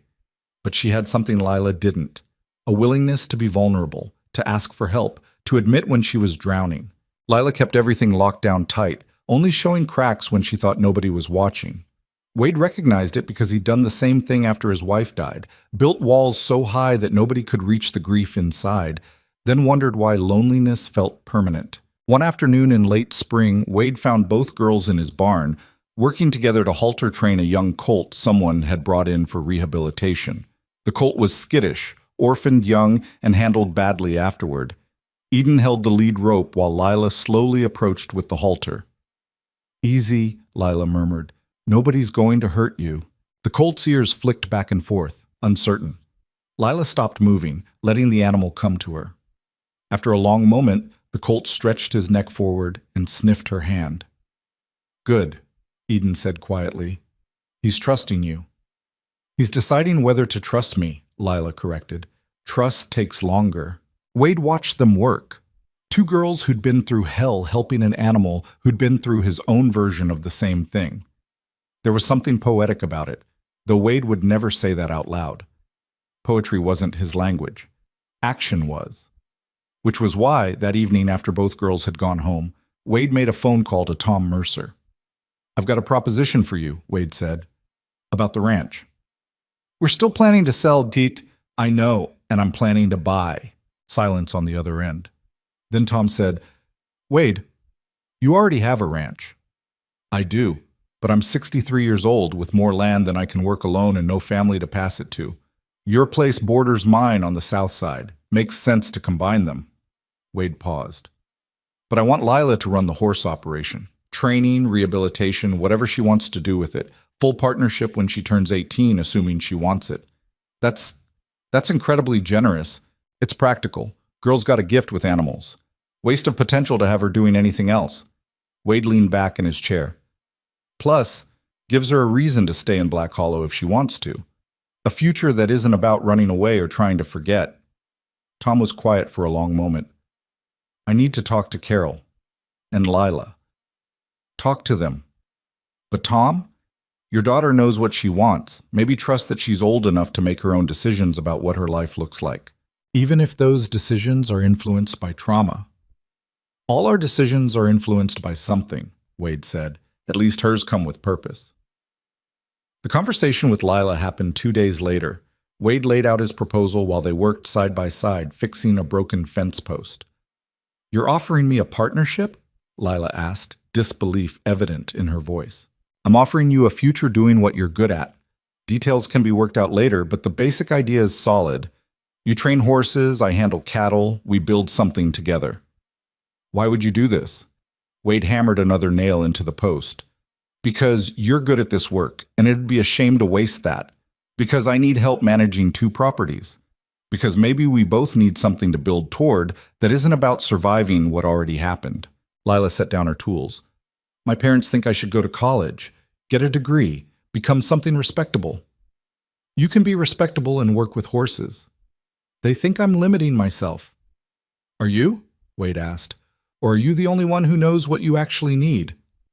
Lila didn't answer immediately. She looked out across the desert, at the fence line stretching toward distant mesas, at the sky so big it made human problems feel small by comparison. "I don't know how to explain it to them," she said finally. "That working with horses isn't me giving up on a normal life. It's me finding the only life that makes sense after everything that happened." "Then tell them that. Use those words. What if they don't understand? They'll understand eventually, or they won't, but it's still your life to live." Lila smiled slightly. "You're not like most adults." Thank God for that. The decision took another month of family discussions, arguments, tears, and eventual acceptance. Tom and Carol agreed to sell their ranch to Wade with the understanding that Lila would have full control over the horse training operation once she turned 18. In the meantime, she'd work under Wade's supervision, learning the business side of ranching alongside the animal handling she already excelled at. Eden's path went differently. She decided to leave Black Hollow, enrolling in a residential treatment program in Arizona that specialized in trauma recovery. It was voluntary, not forced, and she made the decision herself after months of struggling to function in the town where she'd been taken. I need to be somewhere that doesn't know my story, Eden told Lila during their last meeting before she left.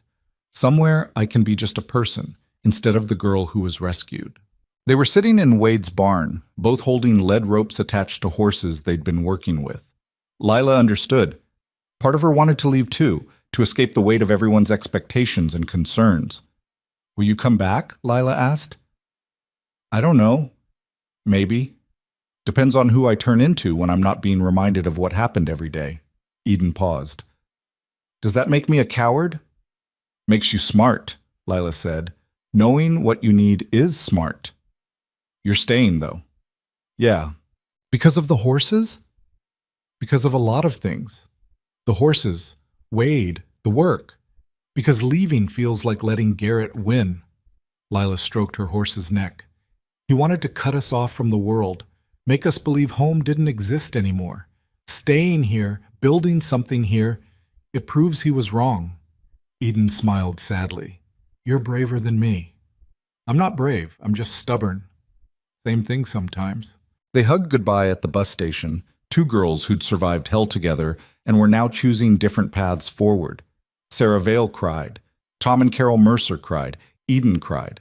Lila didn't cry until later, alone in Wade's barn with Rustler, letting the tears come where nobody could see them. Summer arrived hot and relentless. The combined ranch operation took shape slowly, paperwork filed, boundaries established, business plans drawn up with help from a lawyer Tom knew. Lila worked 6 days a week, learning everything Wade could teach her about managing land, handling difficult animals, running a business that required both patience and pragmatism. She was good at it, better than good. Had instincts for horses that Wade had seen maybe twice in his entire life. The ability to read an animal's mood from tiny signals, to know when to push and when to wait, to establish trust with creatures that had every reason to distrust humans. Word spread. People started bringing horses from 3 counties over, animals with behavioral problems or trauma histories, horses that needed patience more than discipline. Lila worked with each one methodically, never rushing, never giving up. Her success rate was remarkable. By August, they had enough business to justify hiring help.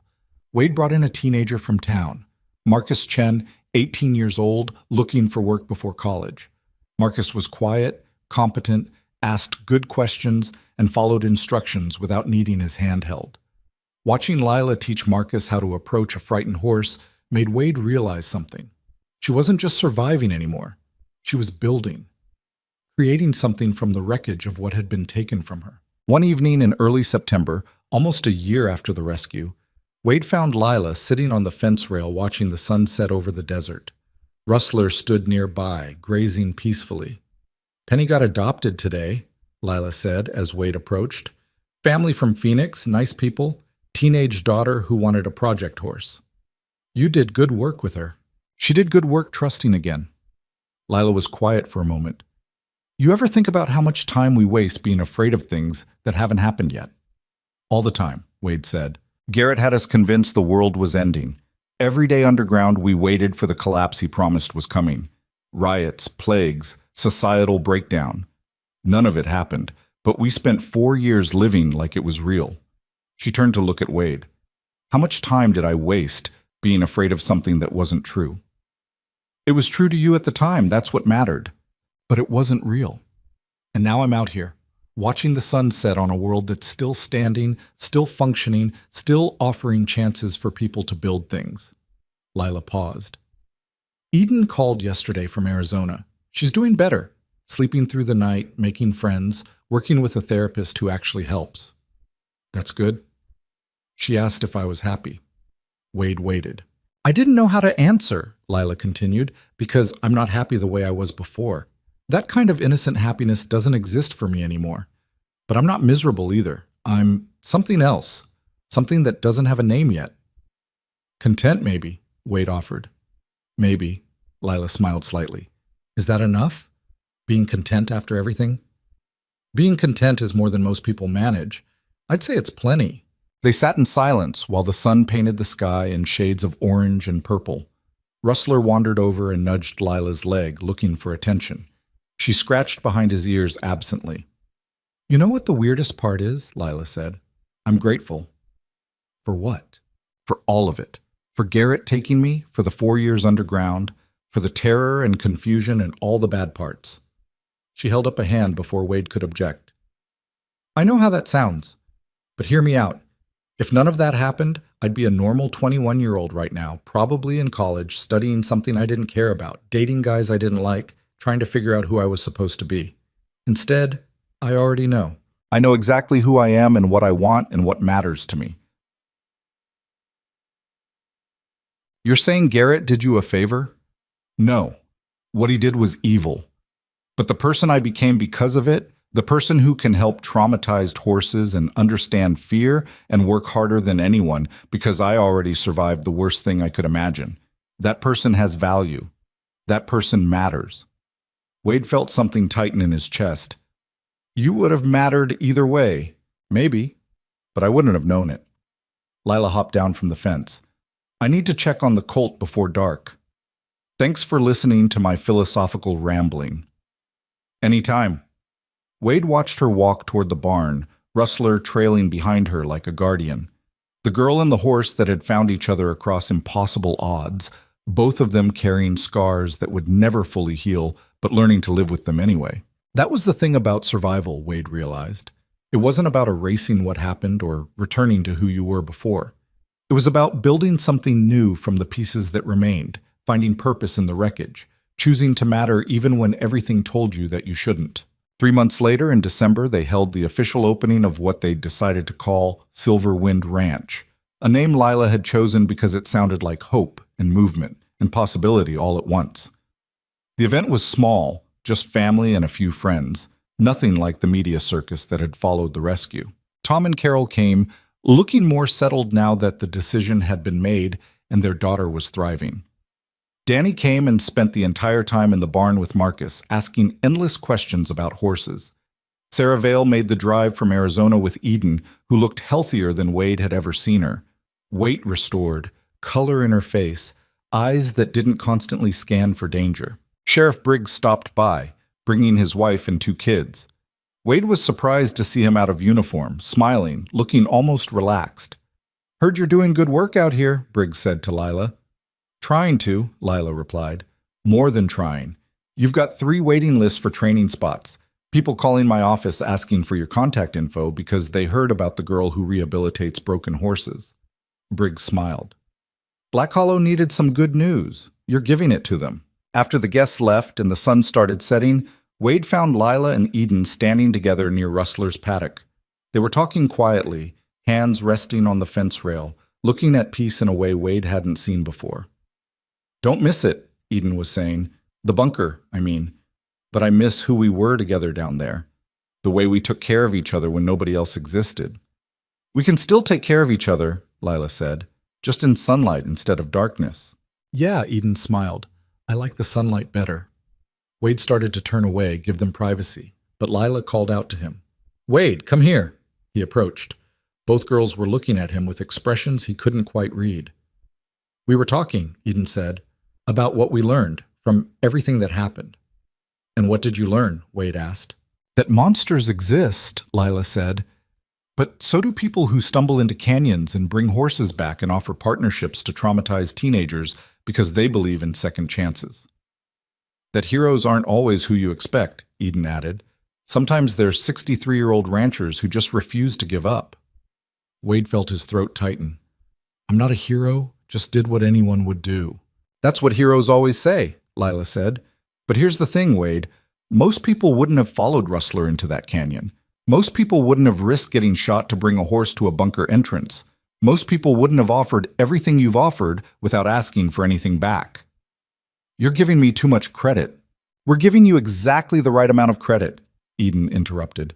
You saved our lives, not just by finding us, but by reminding us that the world still had good people in it, that not every adult was lying, that trust was still possible even after it had been broken. Wade didn't know what to say. He stood there, an old rancher who'd spent 5 years being lonely and the last year discovering that purpose could find you even when you'd stopped looking for it. Thank you, he finally managed, for letting me be part of your recovery. You're not part of it, Lila said. You're the foundation it's built on. They stood together watching the desert turn purple in the fading light. Rustler grazed nearby, occasionally lifting his head to check on Lila like he'd been doing for the past year. Other horses moved in their paddocks, rehabilitated animals waiting for adoption, new arrivals learning to trust again. In the distance, Black Hollow spread across the desert floor, a small town that had survived grief and betrayal, and learned that healing wasn't linear or neat, but messy and complicated and worth fighting for anyway. Wade thought about the morning he'd ridden fence lines and stumbled into a nightmare. About the moment he'd seen Lila holding a water bucket with terror in her eyes. About Garrett Boone, who'd believed himself to be a savior while being the villain of every story he touched. But mostly, Wade thought about what came after. About two girls who refused to let trauma define them. About a community that slowly rebuilt trust. About a horse that remembered love across years of separation. About the strange and unexpected ways that broken things could be made whole again if enough people cared enough to try. Eden left the next morning, headed back to Arizona and the life she was building there. Before she climbed into Sarah's car, she hugged Lila tightly. "Come visit," Eden said. "I will." "Promise?" "Promise." They held each other for a long moment, two survivors who understood that healing took different shapes for different people and both paths were valid. After they left, Lila found Wade in the barn.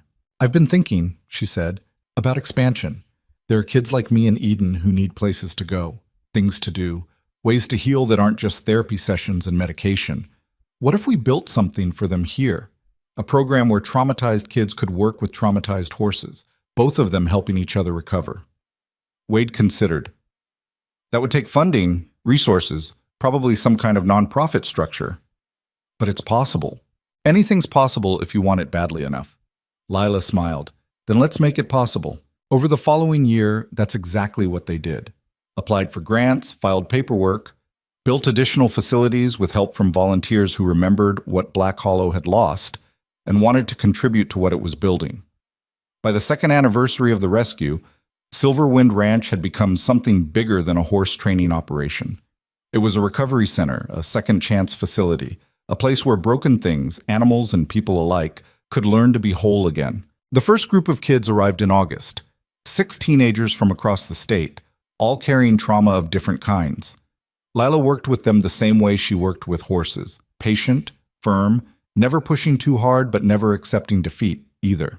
Wade watched it all come together and felt something he hadn't felt in years. Not happiness, exactly. Something deeper than that. The knowledge that his life had mattered, that the random choices he'd made, buying a neglected horse at auction, following that horse into a hidden canyon, offering partnership to a traumatized girl, had rippled outward in ways he never could have predicted. On a clear September evening, Wade sat on his porch watching the sun set. Rustler and Lila were in the arena, working with a new arrival, a mare someone had abandoned after she'd kicked a handler. Lila moved slowly, speaking in low tones, giving the mare space to decide trust was possible. Carol Mercer's words from a year ago echoed in Wade's memory. "Thank you for caring when you didn't have to." But that was the thing, Wade realized. He did have to care. Not because anyone forced him, but because caring was what made survival turn into living. Because isolation was safe, but connection was what gave life meaning. Because somewhere between finding 2 girls in a bunker and building a ranch that helped traumatized kids heal, Wade had learned that the opposite of loneliness wasn't company. It was purpose. The desert wind picked up, carrying the smell of sage and dust and possibility. In the arena, the frightened mare took a tentative step toward Lila. The girl smiled, waiting, letting the animal come to her. And Wade understood that this was the lesson Garrett Boone had never learned. That trust couldn't be forced or faked or manufactured through fear.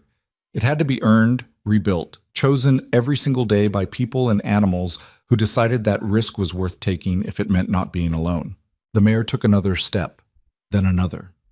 Finally stood close enough for Lila to touch her muzzle. In that moment, watching a girl who'd survived the unthinkable teach a horse to trust again, Wade felt something like peace settle over him. Not the absence of pain. He'd always carry the weight of his wife's death, always remember the terror of that morning in Blackstone Canyon, but the presence of meaning. This was what healing looked like. Not perfect, not smooth, but real. A ranch where broken things learned to be whole. A girl who'd turned trauma into purpose. A horse that had bridged past and future with nothing but instinct and love. A community that had survived evil and chosen to rebuild rather than collapse. And an old rancher who'd stumbled into someone else's nightmare and discovered that heroism wasn't about being fearless. It was about caring enough to act even when you were terrified, to offer hope even when you'd lost your own, to believe that tomorrow could be better than yesterday if enough people refused to give up. Wade stood, joints cracking, and walked toward the arena. Lila saw him coming and smiled. "Want to help?" she called. "Always," Wade said. And together, under a desert sky that had witnessed tragedy and triumph, they worked with a frightened horse until she wasn't frightened anymore. Just another animal, learning that the world still had safe places, that trust was still possible, that even the most broken things could find their way back to something that looked like home. The wind carried the sound of their voices across empty land, and if anyone had been listening, they might have heard the sound of healing happening in real time. Not perfect, not easy, but happening anyway, one careful step at a time.